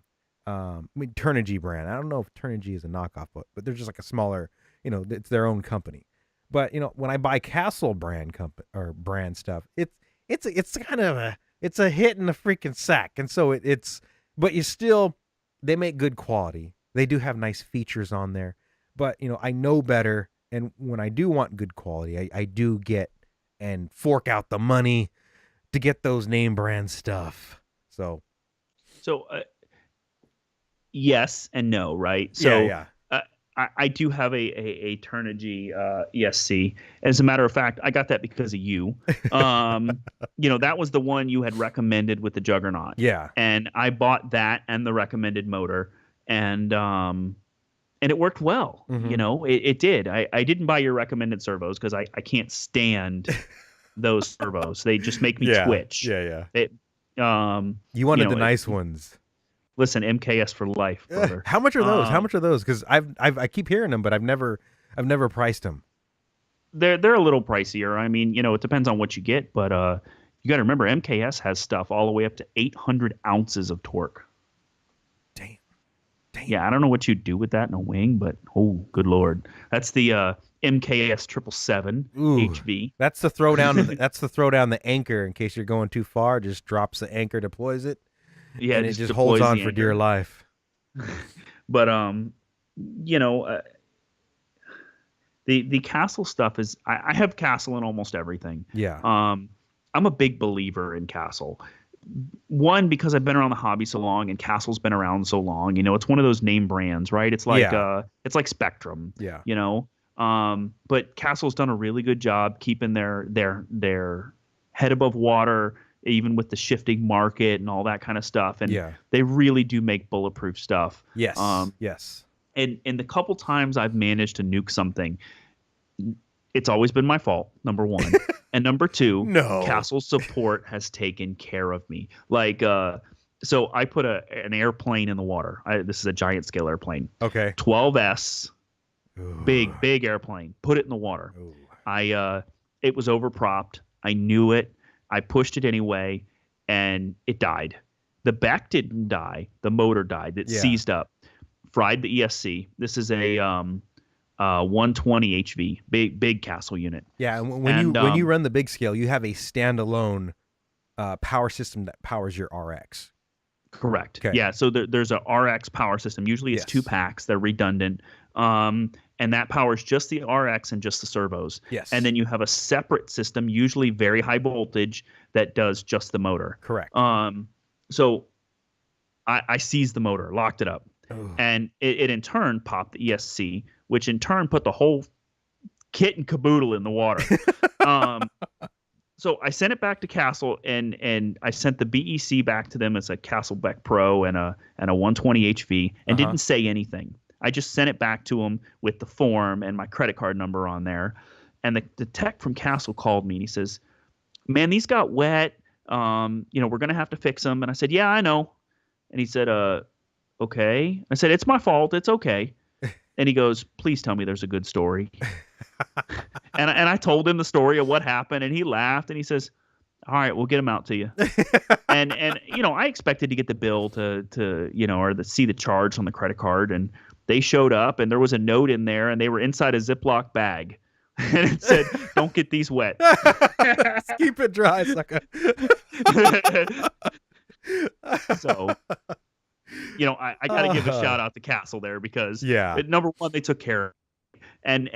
And I admitted it was my fault, and they still took care of me. They could have easily whacked my card, and they took care of me. So, shout out to those guys for just being awesome. Oh yeah. I do like their products. I really, really do. And their data logging mechanism that they have on there, they can show you like the amp draw and how much watts that you're putting in there on the logger, which is pretty damn unique.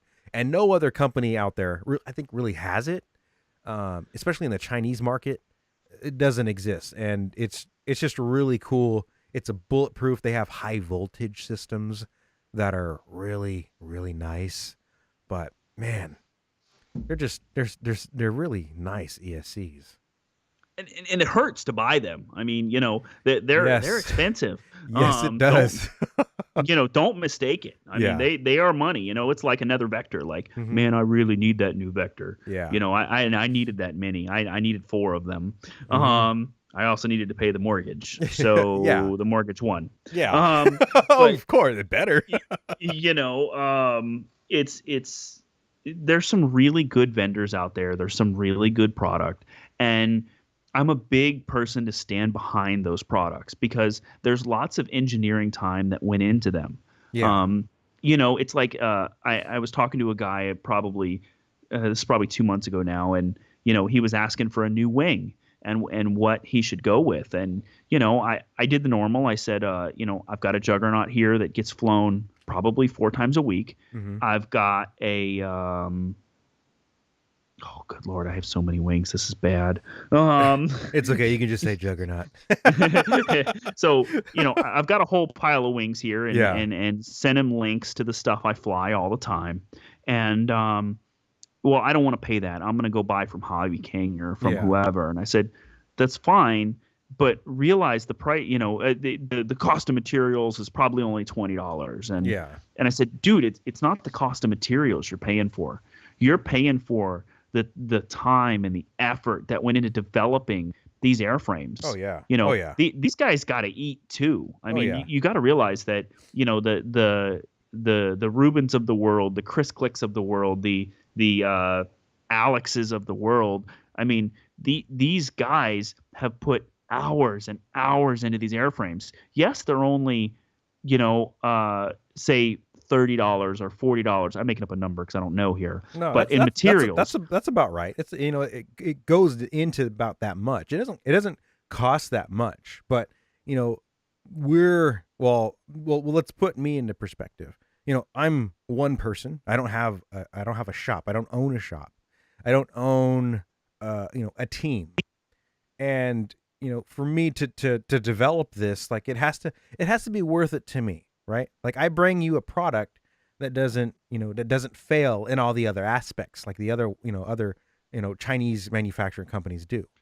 Well, yeah, and you got all this time and all this effort into it, and you expect to be paid for that, which listen, I am totally on board for, because this stuff flies and flies well. Yeah. And it makes me crazy, if we step away from wings and we go to antennas or flight controllers or VTXs or we start getting into electronics. Yes. And people will buy clones. It's like the KISS stuff. Mm-hmm. I love the KISS stuff in the quads. It is smooth. It is nice. I've yet to experience all that stuff. Okay, well, I will box you up a Alien 5-inch, fully kissed out. Oh man, straight up fanboy Rotor Riot here, and I will send you one out because I have more than one of them thanks to those a-holes over there. Oh man, good job, guys. Good job. Yeah, good job, Chad and Steele and everyone else that flies those things and puts together those beautiful videos. Yeah, because number one, I can't fly like that. And number two, if I buy another one, I might get closer to flying like that. So thank you, boys, for that. And TJ is actually, if you buy the pre-put together ones from Flight Test or from Rotor Riot, they're the same people on the back end. Okay. If you buy from them, this guy named TJ is the guy that puts them together. And thank you to him for answering stupid questions. Because I'm friends with him on Facebook now. I feel bad for the poor guy because I'll send him a message and go, hey, why is this OSD not working? And he's going, why are you modifying something that's plug and play? Look, dude. Yeah, look, dude. It was plug and play and it worked when I sent it to you. Stop screwing with it. Yeah.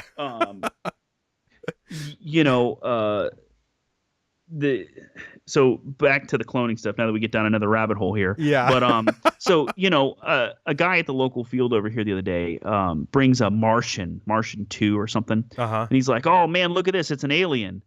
And I'm looking at it and I'm like, "Man, something doesn't look right here." And he says, "Well, it's really a Martian. It's a clone." Oh. And I had to give him the speech on, somebody somewhere worked hard on that, and somebody somewhere is trying to feed their kids and their family and what have you based on that original, and you're buying the clone, which doesn't give them any credit. Yeah. Yeah. And that's why I'm such a big proponent of buy the original, whether it's here in the States or Mexico or Canada or Greenland. I don't care. Yeah. Buy the original. Oh yeah. And don't buy the damn clone. You might save $5 or whatever, but dude, just buy the original. Well, that's like the LaForge. You remember when the LaForge first came out? And he's in Shay is in, I think he's in Washington, I believe. Oh yeah, Shay, Ivy, and and Bruce. Bruce. There you go. Well, Shay was just a dude was just a dude, and he made up a couple of them.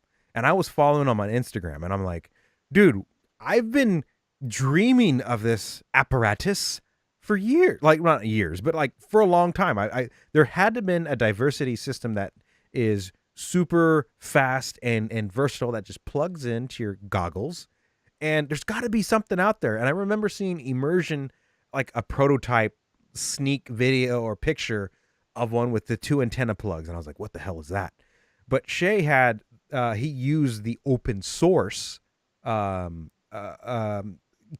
for that. I think it's an Adreno system that just plugs in, and he soldered all the pieces together, and he was hand making them. So my system is a handmade, the very first LaForge that he made. And to me, that's so cool because it reminds me of it's like reminds me of me, just a dude making stuff and slowly progressing. And then Bruce started working with him from ubad.com. Yep. Yeah, Ubad. You buy a drone. You buy a drone. And started working with him And now we have the version 2 out, and yes, it's a little bit more, but I mean, this is one dude that made this, and he was, I remember him soldering everything from scratch, and I was like, dude, that's so freaking badass. And so I had one of the V1s, and I had it in a set of Dominators, and a guy I fly with all the time, his goggles died. And he was using one of those beer coolers, I'm talking about, hanging off the front of your head. You look like a Cyclops. Those goggles. What are they? It's the one single screen. Yeah, like the Quantum range video or something. Okay, the range video ones. There's like the Quantum brand too. Yeah, he had one of those, but it looks like a beer cooler hanging off the front of your head. Yeah. Anyway, koozie. His goggles died, and I was like, you know what? I've been looking for a reason to get new goggles anyway. So I gave him those goggles, those Dominators. I want to say they were 2s or something, or 3s or something like that, whatever they were. And I was like, ooh, I'm going to go buy these HDs. So I bought HDs, and I'll tell you what, I bought another LaForge module because the first one worked so well. Yeah. And man, so that guy I still fly with, and he's still using those same goggles with that same LaForge module, and he still flies 3 days a week. Yeah, some people were complaining about, the prices of what it costs. And then they're like, well, and then there was the other clones that came out. Furious made one. But, remember, they're using an open source protocol that's in there, open source coding that's in there. And then they're tweaking it for themselves. And so, when I see that, and I'm like, I would pay, the extra money to support Shay. Like, that's like, I would do that for sure. I'm totally with that, because I know, yes, I do have smaller diversity 5.8 systems that are not, they're the, the old school ones, the actual box, and you have to plug into your goggles and all that stuff. But nice. But these ones are the actual adapt where they can just go into your goggles, the small ones, the really small ones. And, that, hell yeah, no doubt about it. And then, but it's hard to tell new people where to go. Like, what do you get and how do you start? Because they see all the stuff that we use, but they don't know what to get. And that's why I keep telling them, like, look, man, you got to learn to walk first. And then when you pass the walking and you're getting ready to run, then like go out there and get the good stuff. Go get the Rotor Riot. Go get the Alien. Go get the run cams. Go get the the LaForge. Get the Castle. Go get that stuff, because you've graduated into that market. So I got a great business idea for you. Uh-oh. Lost GoPro finding service. What? I have a field, right? That is right by where I take off, that has to have half a dozen GoPros in it. No way. Yeah, dude, it's got sessions, it's got threes, They're yours? Dude, oh yeah. Dude, you got to get a metal detector. Oh, I've tried. Really? So I this is how bad it's gotten. Oh. I have taken the reflective tape, like you see on ambulances and fire trucks and stuff, Yes. on the back of it. Uh-huh. I have taken that and wrapped these GoPros in that. And what I do is I wait for sun to go down and then come out there with my flashlight and shine it until I hit something reflective. You got the prettiest GoPro out there on the field. Oh no, it's ugly. It's wrapped in tape, but at But least it I sparkles. can find them. At least the crows will find it. Yeah, somebody will find it, right? So I the other thing I've done is I put a text file on the drive, and with my contact information, and if you return this to me, I'll give you $100, no questions asked. Ah. I have yet to get one back, but I'll fly down I'm there. trying. I'll fly down there. We'll go help. get some people from the local flying spot. Go out there and start looking. Oh, we've been out there. We've been out there many a times looking, and it just like eats them. They just like disappear. Man, dude. Jeez. So yeah, that's a lot of freaking GoPros, man. They ain't cheap. They ain't cheap, brother. And the other day, the grass was really tall, like knee high tall. Yeah. And the guy was out there with the big mower, and he looks up at me and he goes, "You looking for GoPros?" And I said, Oh. "Yep." And he goes, "Well, I'll throw a flag in the ground when I hit one." He's got this big commercial mower. Yeah. And I'm thinking, great, like I got the Best Buy warranty on this thing. He never hit it. Oh, so they got buried into the ground? They're somewhere. Ooh. I mean, listen, they are, as far as I'm concerned, they met the time-space continuum, and they are flying somewhere in outer space. They hit 88 miles an hour. Oh, yeah, they hit 88 miles an hour in the right skip theory, and brother, they are gone. They passed Doc Brown. I was hoping that the mower would run over it and scatter the parts, and then I could come into Best Buy with a pile of parts and some really cool story. Oh. And hopefully they'd give me a new one, right? Because I bought the warranty. I got 6 GoPros to turn in. Yeah. So I not only are there half a dozen GoPros out there or more, but there's half a dozen Best Buy warranties out there too. Oh. Oh, dude. How the hell do you do that? Jesus. Oh, dude, trees, ground. I'm pretty good at losing things. I think really I had the old session, the session 4, and the GoPro 4, and that's where I stopped. I didn't upgrade yet. Oh, I saw the other day on Amazon the session, not the new one, but the first generation session. Yeah. The 3 or whatever it is. Uh-huh. Down to $165. Oh, that ain't bad. It's good quality. I mean, the video that I've taken is pretty good. It's not as good as the video as session 5. Well, listen, it was good enough. To me, it's not worth the upgrading to the new ones because I lose them. Yeah, that's true. You might as well get the... I've honestly thought about downgrading into the run cam. Yeah, get the run cam, dude. It's not like I'm a master of editing footage anyway. Well, yeah, but, you can at least buy 2. Yeah, lose when you got backup, same price. That's a GoPro. I need to figure out something. I lose them too often, Yeah. And then once you've CG'd a wing and you like the way it flies, you can't not fly it without said camera strapped to the front, right? Yeah. Even if it doesn't work. I am guilty of that. I have an old Hero 3 that is dead. I mean, it went out with a bang. Oh. And but it's dead in the door now. But I got some wings that, in order to hit CG, hit center of gravity, they need that weight up there. Yep. And so I'm strapping dead GoPros to the front of these things if I'm really got the itch to fly and I'm out of GoPro money. Yeah, I got a couple dead weight ones that are here. I just use the shell, and I put some lead weight in there to kind of equal like 160, 170 grams, plus or minus. But yeah, they work great. Yeah, definitely. But man, you gotta have that video though. You gotta have that good footage when you're not crashing. I'm not good at editing the videos anyway. I uploaded one the other day. I can't figure out how to cut the front or the back of it off.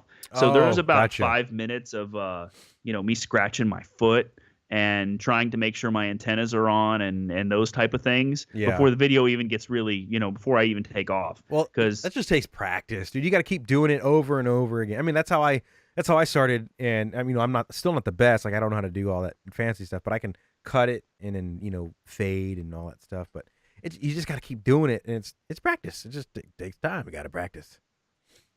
Yeah, that's more skill than I've got. Listen, every ounce of skill I got is keeping the bird in the air at 100 miles an hour right now. Yeah, but you can fly 3D full scale. Well, not full scale. Well, that's different. You can fly the big boys. The giant scale. The giant scale. Yeah. By the way, I have the new mini drac. Chris got me one of the early ones. Okay. And I flew the daylights out of it. Like I flew it a lot. And then I took it to CFL FPV and we flew it a lot. Shelby flew it. I mean, everybody flew it. And then Chris Click showed up at CFL FPV. Uh-huh. There was a couple of us that knew he was coming and he just he walked in and people you meet on the internet and you've never met in real life, you don't know what they look like. So It's like a blind date. You're like, wait a minute. Yeah, for probably 3 hours, people weren't realizing who he was.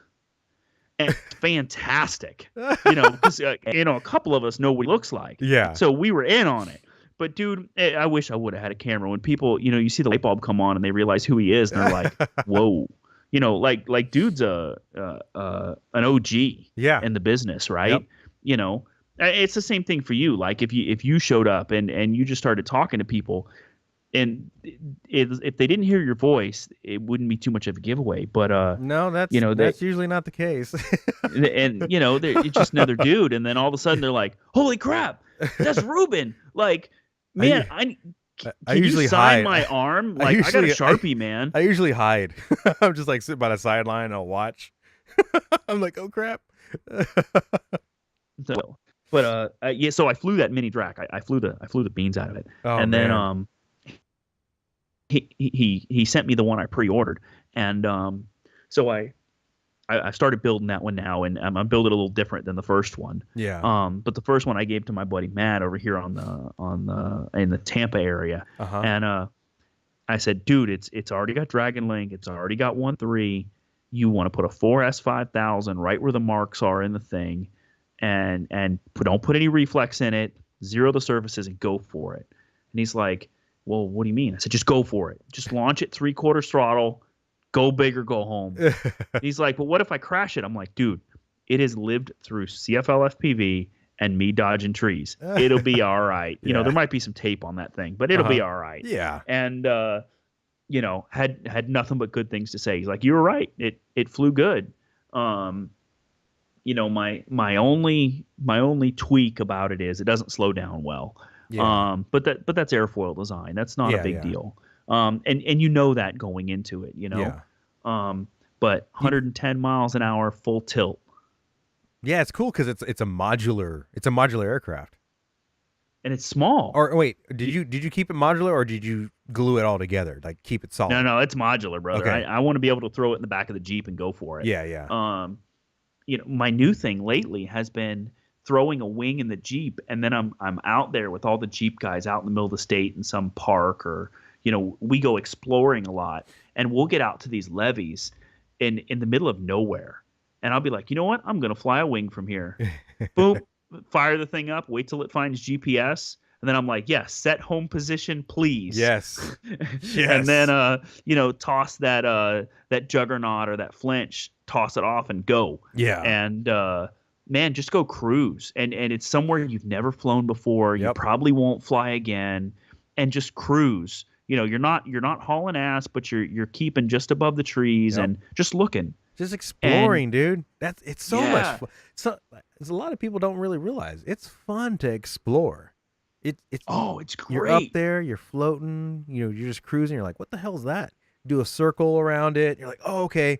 It's a dead body. Keep going. I didn't see nothing. And so you're out there on these levees, and because they're channeling where water's going and stuff. Yeah. And every time I have to land on one of these things, the pucker factor is no joke. And I will line it up and come in smooth, and at the last second, I inevitably just blow the landing. But you give me 100 yards on either side and a football field long and what have you, and I'll land at my feet every time. Yeah. I'm okay with it. But man, you put a little bit of pressure to where there's only 6 feet wide. Now it might be 10,000 yards long, but it's only 6 feet wide. Man, I'll end up off the bank every time. Oh yeah. Yeah, it really is nerve-wracking, especially when you got to come in, and it I think it's just the sheer drops, because you're like, oh crap, I'm not going to be able to recover it, or it does. It starts to play games with you. It is nerve-wracking for sure. Oh, I agree. But man, some of that footage is just beautiful. Oh. And if I had the skills to edit it, I could probably make a really cool YouTube channel. But right now, my YouTube channel is really boring. You got to grow it, man. It just takes time. Like my channel was boring as hell. Like it was, me playing. Back in the day, it was like me playing with 5.8, playing with the Bixler, playing with the Striker. It wasn't popular. It only started to get a little bit better when I started to learn, how to edit, and it just came after practice. But it just takes time, man. I think you can do it. You can do it. If you're the key master in the Matrix, you can edit a video. Yeah. We'll see. I don't think I'm built for that. When I send you pictures of wings and they're all red at the bottom, they're all gray at the top, and they have the same 2 stripes on the side, brother, that is the extent of my creativity. Okay. And if it weren't for the, I got to give a shout out to the Ninja Wraps dude. Oh, Colt. Yeah, dude, that guy is awesome. I know, man. What a cool dude. Dude, I don't know how the hell I found him, man. He's on Instagram. I think he was cutting stuff for Quad Talk. And I was like, okay, and so I messaged him and I was like, hey man, can you help me with some stuff? I got an idea. And dude, he's so freaking cool, man. He's yeah. super I cool. agree. What a cool dude. But I sent him a message and I'm like, hey, you did this sticker thing where it looks like a bunch of stickers stuck together and it was on a wing. I'm like, can you send me some of that? And he's like, well, yeah, I got to clean it up and got to do this and that, but yeah, I'll send you some. And he sent me the first roll of it. And I'm like, oh, I don't have to paint shit. Yeah. Like I don't have to make things pretty. Yeah. It's super fast and awesome. Yeah. So I laminate everything in 5 mil, by the way, which is total overkill. I understand, but things are durable. No, and 5 mil's fine, dude. 5 mil. That's all I rock. Okay. Well, it's good stuff because it bounces well. Mm-hmm. And then you take it and you cover it. And the stuff he uses is 3M, I want to say. Yeah. And you just you get both surfaces like a soapy solution. He told me how to do it, and then you lay it down, and then you use a credit card and squeegee it out. Mm-hmm. But so what I've been doing is everything will be, I test cut everything in before I laminate it, before I paint it laminated. Yeah. And then I've been painting it gray or red, and then put everything laminate it, and then cut everything in, and then put that stuff right over it. Right over the lamb, right over the cables, right over everything. Oh. And that way, when you break something, it's no big deal. You just cut it out and then slap another piece over it. And it looks like a million stickers anyway. So, you don't see the lines. Yeah. You don't see the patchwork. Yeah. Because I'm hard on equipment, and this stuff has been the lifesaver. Yeah. So the Ninja Wraps dude, Colt. If you're listening, Colt, dude, if you're listening, I love you, brother. I told him that before, and I'll tell him that again. Yeah. Man, if I ever see him, I'm giving that dude a hug. Yeah, and it's another one guy. I think he's at back east. Where is he at? He's back east. But yeah, just one guy, man. And those are the cool guys that you find that are out there. I found Robert who designed my decal that's on my wing, my race wing that I took for NAFPV and nationals in Hawaii. Like, he drew it, and it's just one guy. He's an artist. Oh, dude, it's a one of a kind drawing, and he made it for me. It's awesome. Yeah, it's awesome. So, that dude's the man. Yep. Colt, cool dude, does really cool stuff. He the last I've been ordering this stuff from him at like 4 sheets a click, and I'm like, it's not cheap. It's like 25 or 50 or something a sheet. It's expensive. Yeah. But I said, dude, send me some business cards. Send me something with your logo on it. And he's like, what for? And I'm like, 'cause I'm putting it on my airplane, man. I'll put a Colt in the show notes. So if you guys want to check them out, you guys can click on them, and I'll put them in there. Just if you guys are curious. Yeah, it's cool. But I handed out all those business cards at CFL FPV to everybody and anybody. Like, oh yeah, you look cool. Here, have a business card. Like, oh look, you're carrying a prize. You won something. Here, you need one of these. And because dude's cool and dude's got a great product. Yep. It's the same way I feel about your wings.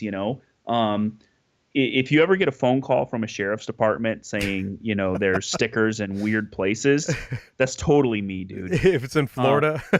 Yeah, if it's in Florida, I apologize. But, you'll see a random light pole and there'll be a Sweepwings logo on it. I'm like, well, we own this.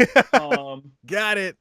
Yeah, got them. And, gas pumps, all kinds of stuff. It's got a Sweepwings logo on it.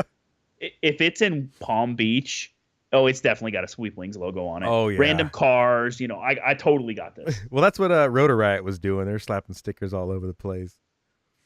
Yeah, I may have done the same thing. They totally copied me because I didn't know they were doing it, so they totally copied me. It's all good. I mean, it's all for fun. It's a sticker. It peels right off. No big deal. Oh yeah, I'll never put one that would harm anything or do any damage or anything. Yeah. But I'm definitely going to have fun with it. But I wish there was a way to get these little known guys, little known brands out there for the new people. Yeah. Like I'm not one to do a podcast. Like I don't have your skills or like the Rotor Riot guys' skills. But I wish there was somebody out there that did a YouTube series on here's what to do, here's what not to do, and why. Because there's technology sitting in my lab that was just junk. Just flat out junk. Yeah. And I bought it because it looked cool. Yeah. And then there's stuff that I was given that works amazing. Yeah. And I wish there was somebody out there that was had a channel or something that said, hey, here's how you get started in 1.3. Here's the stuff you use. Yeah. Or here's how you get started with Dragon Link. Because Lord knows the instructions for Dragon Link suck. Yeah. So I would love something like that or love to help people out with something like that because I can do that at the field. Like you and I sit and talk and I can walk you through Dragon Link stuff or 1.2 or what have you. But man, there's nothing out there like that for the new guys. And I guess I didn't realize that until this week when that guy from the field was like, hey, what goggles do I need? And my answer to him would have been, oh, you need some HD V2s or Dominator V3s or something. But, that's totally outside of his scope right now. Yes. Like the guy is just learning to fly. He's not going to spend $500 on a set of goggles. We need to get him a Quantum Cyclops or something. You know? Oh, yeah. I mean, I would, because I don't like to be in front of the camera and like my channel, I totally could do it, but I don't have, I guess it's the lazy part of me. Like I don't have time to sit there and record and then do that. And I don't know. I know I could do it, but like the podcast, I just did it. I just decided to do it. I started watching and, and I was talking with you about, audio equipment and all this crap. And because it's fun, but I'm learning as I go along. And so, talking with you guys, it's all experience for me. So, I'm able to use this outlet to share, my knowledge through the audio sense and do it that way. Visual to access, do content that way. It is lacking. Like there really isn't much. Well, there is, but it's spotty. Let's put it that way. It's spotty. You have to reference a lot of stuff to gather your information on YouTube. But if somebody's out there lurking and listening to us ramble on, which is now 2 hours deep of us rambling, but hey, start a YouTube channel and do this, and you will have a subscriber right here. Ding. And I'm sure Ruben would do the same thing. So like we're totally down for that. Like RC Flight Test. You remember how he did the kind of how-tos? Daniel, he lives in Colorado.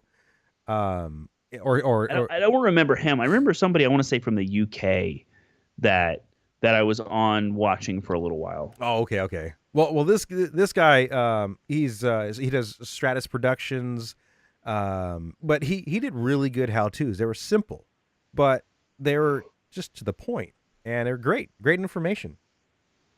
Well, that's what, I need to be able to point somebody new in that direction. Yeah. I was thinking the other day, like, man, I got to make a business card that's got a couple of YouTube links on it and a couple of web links. And when somebody new is like, "Hey man, I want to get into this," be like, "Bink, here you go," and here's a Sweepwing sticker. Well, that's definitely a good idea and a good point. If I had somebody around in my area that knew how to edit video and say, "Hey, I got the camera gear, I got all this stuff, and let's do it," and I'll just show them how to do it, and then they let them edit it, because for me to edit that and then build and then do podcasts and stuff like that, it takes a lot of time. So I try to try to manage it as best as I can, because it's starting to pile up now. Oh, I bet. Hey, by the way, double stitched battery straps. I know. You told me that. See, the manufacturer I got. Let me see if I got one here. Yeah. The new one you send me in the care package or whatever it was. By the way, thank you for the Dragon Link stickers. Oh, you're welcome. If I could get those out of Mike at Dragon Link, I would. The guy's an hour away from me and he won't answer the phone. But you got to stock them. Yeah. That's another story for another podcast. But we figured out where the business is. Oh, okay, cool. Yeah, lots of reverse engineering, and I know what he looks like now. Oh, yeah. Yeah, I was totally afraid I was going to be shot at. Like, he was staring out the window, and I was thinking, "Oh man, I'm going to be shot at. Oh man," and I just couldn't give up the nerve to knock on his door. Huh? That's weird. Maybe he's I don't know. Maybe I can get him on the podcast. Dude, that would be so cool. What do you think? Well, I can't. I mean, I don't. You're closer to him than I am. Well, listen, I would even let him use my gear. Like, I'm totally down. Like, I want to shake the guy's hand and go, "Thank you for building such a solid system." Yeah. And at the same time, I want to smack him in his head for not ever answering emails and smart ass remarks on the forums. But listen, I might have trolled him. At least he's there. I might have trolled him a little bit. Okay, I understand, but it's all right. I think that'd be pretty cool. I'll see if I can work my magic.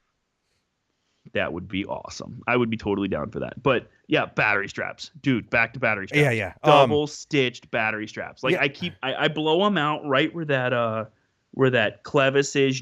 That you put the strap back through the plastic or metal thing. Yeah. I always blow those stitches out right there, and then the thing comes apart, and then it's garbage. Well, because I don't know how to sew. Well, I don't know how to sew either. But I already bought them, so I'm like, ah, shit. But I thought they were because they were metal. They had the metal belt buckle now, and the stitching was the same, but it's that loop, and I'll have to tell them to double stitch it somehow. Yeah, it's that single loop. So it's the metal belt buckle, and the old ones were the plastic ones, and they're well known plastic ones. They're nothing fancy, but some of the really, really nice ones, if you request them to get the double stitch ones, but I didn't know. I just got them. Well, listen, double stitch is where it's at. Yeah. It's like the double chocolate ice cream. Not just normal chocolate. That's double chocolate. We'll have to go through these ones and then when I order up again, get the double stitched ones. But I do like them. I also like that little. It's like that material on the backside of the old ones, which is real sticky.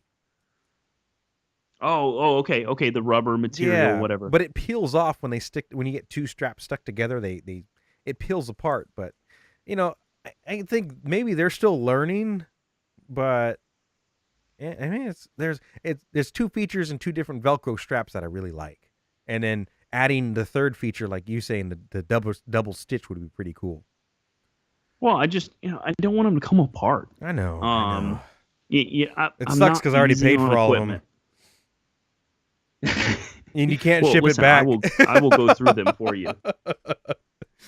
Yeah, I'll definitely put in an email to him and be like, "Look, dude, can we just get an extra stitch here?"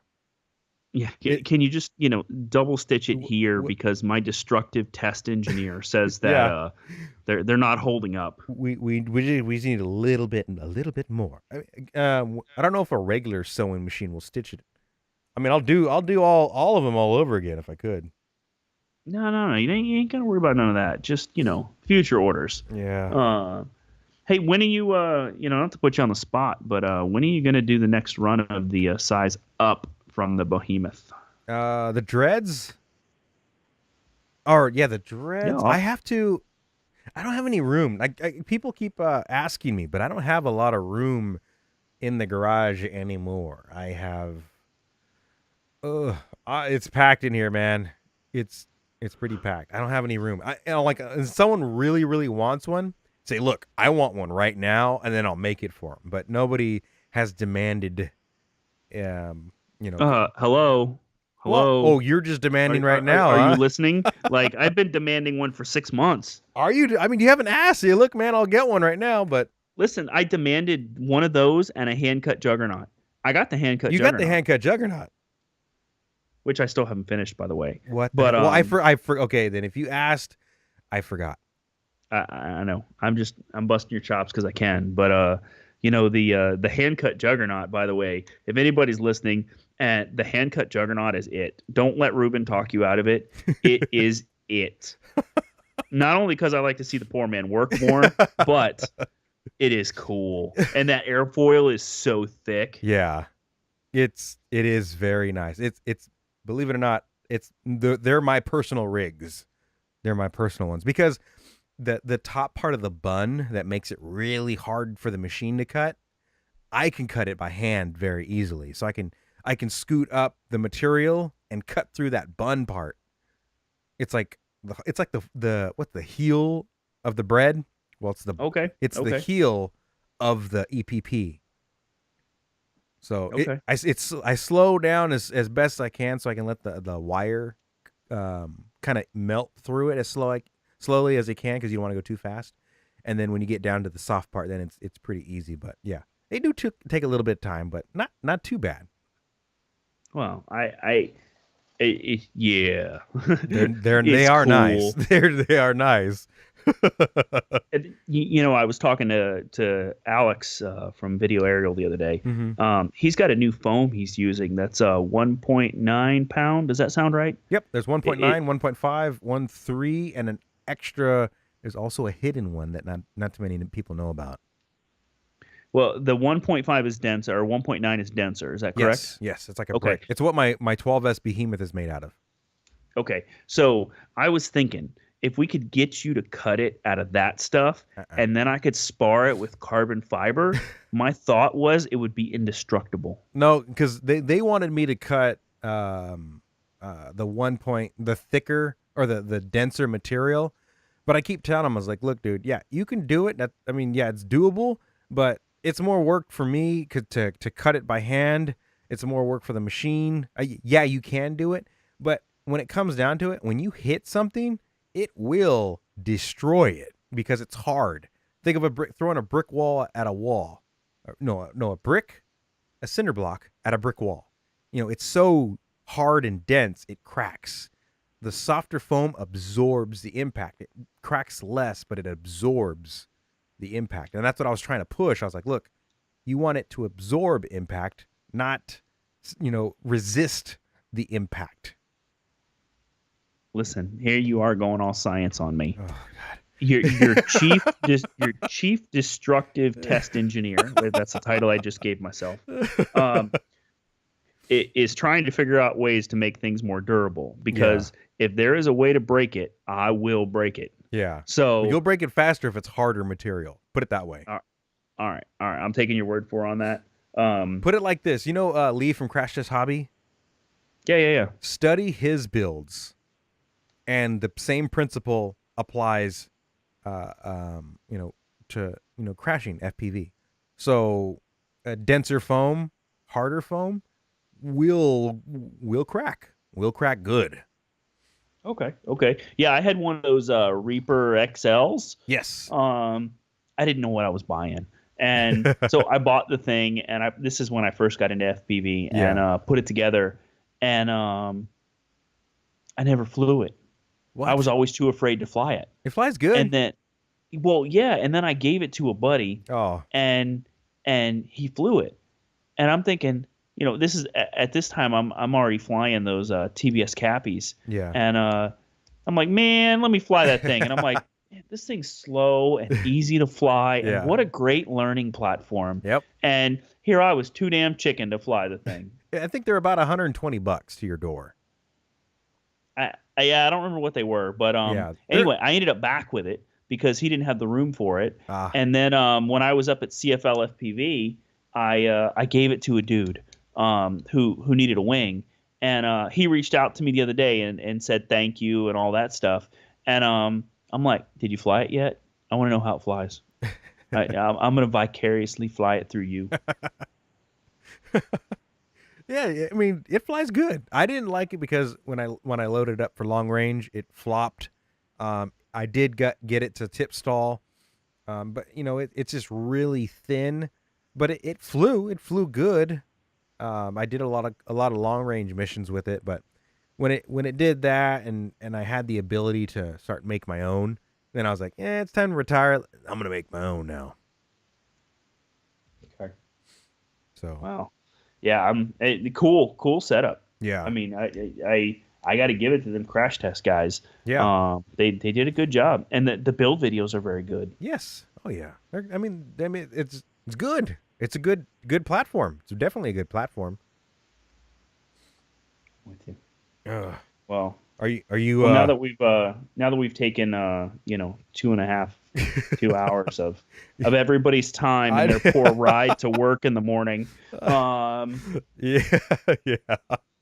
You know, you're giving me every hour passes, it takes longer and longer to edit. No, I'm just kidding.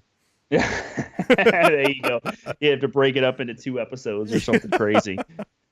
No, it's not that bad. It's not. It really isn't. It's not that bad. Wow. I'll just dial it in, get everything all tweaked in, and then let it process. Let her roll. Hell yeah. So shoot, man, are you good? Do you think you got everything? Or so we'll get you back on again, if there's an event or whatever. Like I told Ty, if there's another event, you show up back up on the show. We'll get you back on here and we'll do little tidbits, updates. You'll be like a reporter, April O'Neil at the event and report back. Oh snap! Well, we've got NAFPV coming up. Okay. We've got the Flying Circus coming up, which should be a great one. Okay. Which I expect you to see you at both of those. And then I'll just be NAFPV that one. Well, you better be. And then we're working on that Southern Speed series, man, which will be Sundancers, Imperial, Palm Bay, Orlando, RCACF. I mean, it's going to be a couple of fields and, one a month or something like that. And really looking forward to that one because, the gates will be there. The timing system will be there. The cameras, the whole shooting match because it's here in Florida. Yeah. So, a couple of these tracks are, 6 or 8 hours away from me. So, California's long like Florida. So, yeah. Sometimes you got to drive a good distance, but that's okay. Yeah. So those will all be there, and I'm excited for those. I'm excited for the pilots, and I want to see some good racing. Heck yeah, man.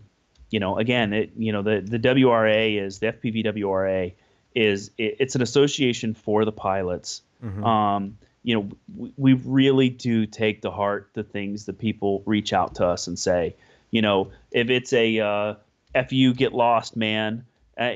We do see that, and we do respond to that. I might respond to it with some sort of meme about rainbows and unicorns, but you will get a response. Yeah.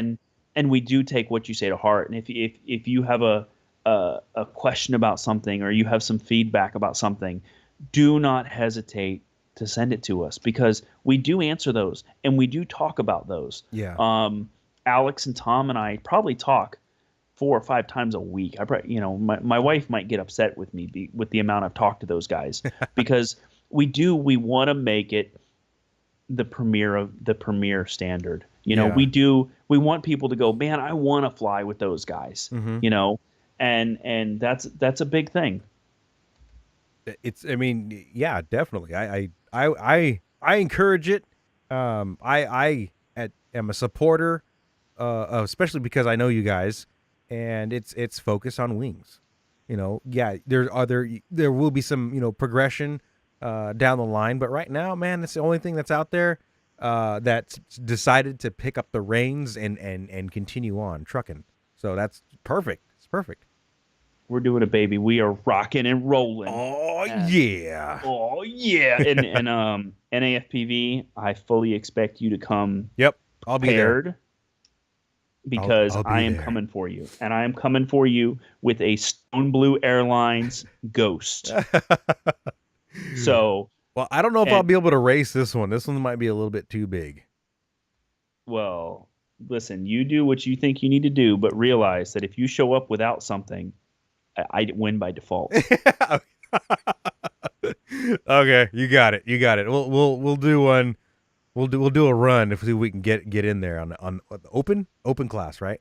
Yeah, that'd be an open class. Okay. Unlimited class. Unlimited. But you know, hey, yeah. Stone Blue Airlines Ghost. I'm All right. telling you right now, I am coming for you. It's got a tail, so I can fly the beans off that thing, and you and Shelby and Hugo and the rest of the crew, I am coming for you with the Stone Blue Airlines Ghost. All right.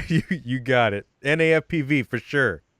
Yes, I am throwing it down right now. right. NAFPV, I'm coming. All right, just keep this in mind. I don't take anything seriously, so I'm gonna be laughing my ass off. It's gonna be fun as hell. Oh, I agree. I'm with you too. Listen, I know I am pushing the limits of this airframe. I learned the other day that if I do an Immelman the wrong direction, I Yeah. separate the wings from the airframe. Oh yeah, you can't do that. So I have to do an Immelman in a specific direction that push the wings towards the airframe. Oh man. Because, good Lord, she got some go. Yeah. Oh man. Yeah. You can't have the wings fly off. That's for Wow. sure. Anyway, well, I shoot. thank Ruben. I thank you for having me, brother. I appreciate you taking the time out and know that I was trying to get down all the people and give them their time and stuff, and I'm working my way downtown to get to everybody, and I'm working, I'm trying. This is a new aspect for me to mess with. Hey, listen, I know Hugo got to go before me. I don't worry about Ty none. He's a good dude. But Hugo, me and Hugo gotta have a talk about you picking him before me. So he's my first sponsored pilot. I know I need to have a talk with him about that too. All right, well shoot, we'll let you go and get some rest. Oh yeah, it's only almost midnight here. Oh! But Oh, okay. All right, we'll get you out of here. All right, Ryan, thank you very much for taking the time out and hopping on the show. oh, for sure. And Ruben, thank you for having me, brother. And look forward to being on in the future and filling you in on the FPV WRA. Hell yeah. All right. Well, guys, thank you very much for sitting back and relaxing and listening to us ramble off about stuff.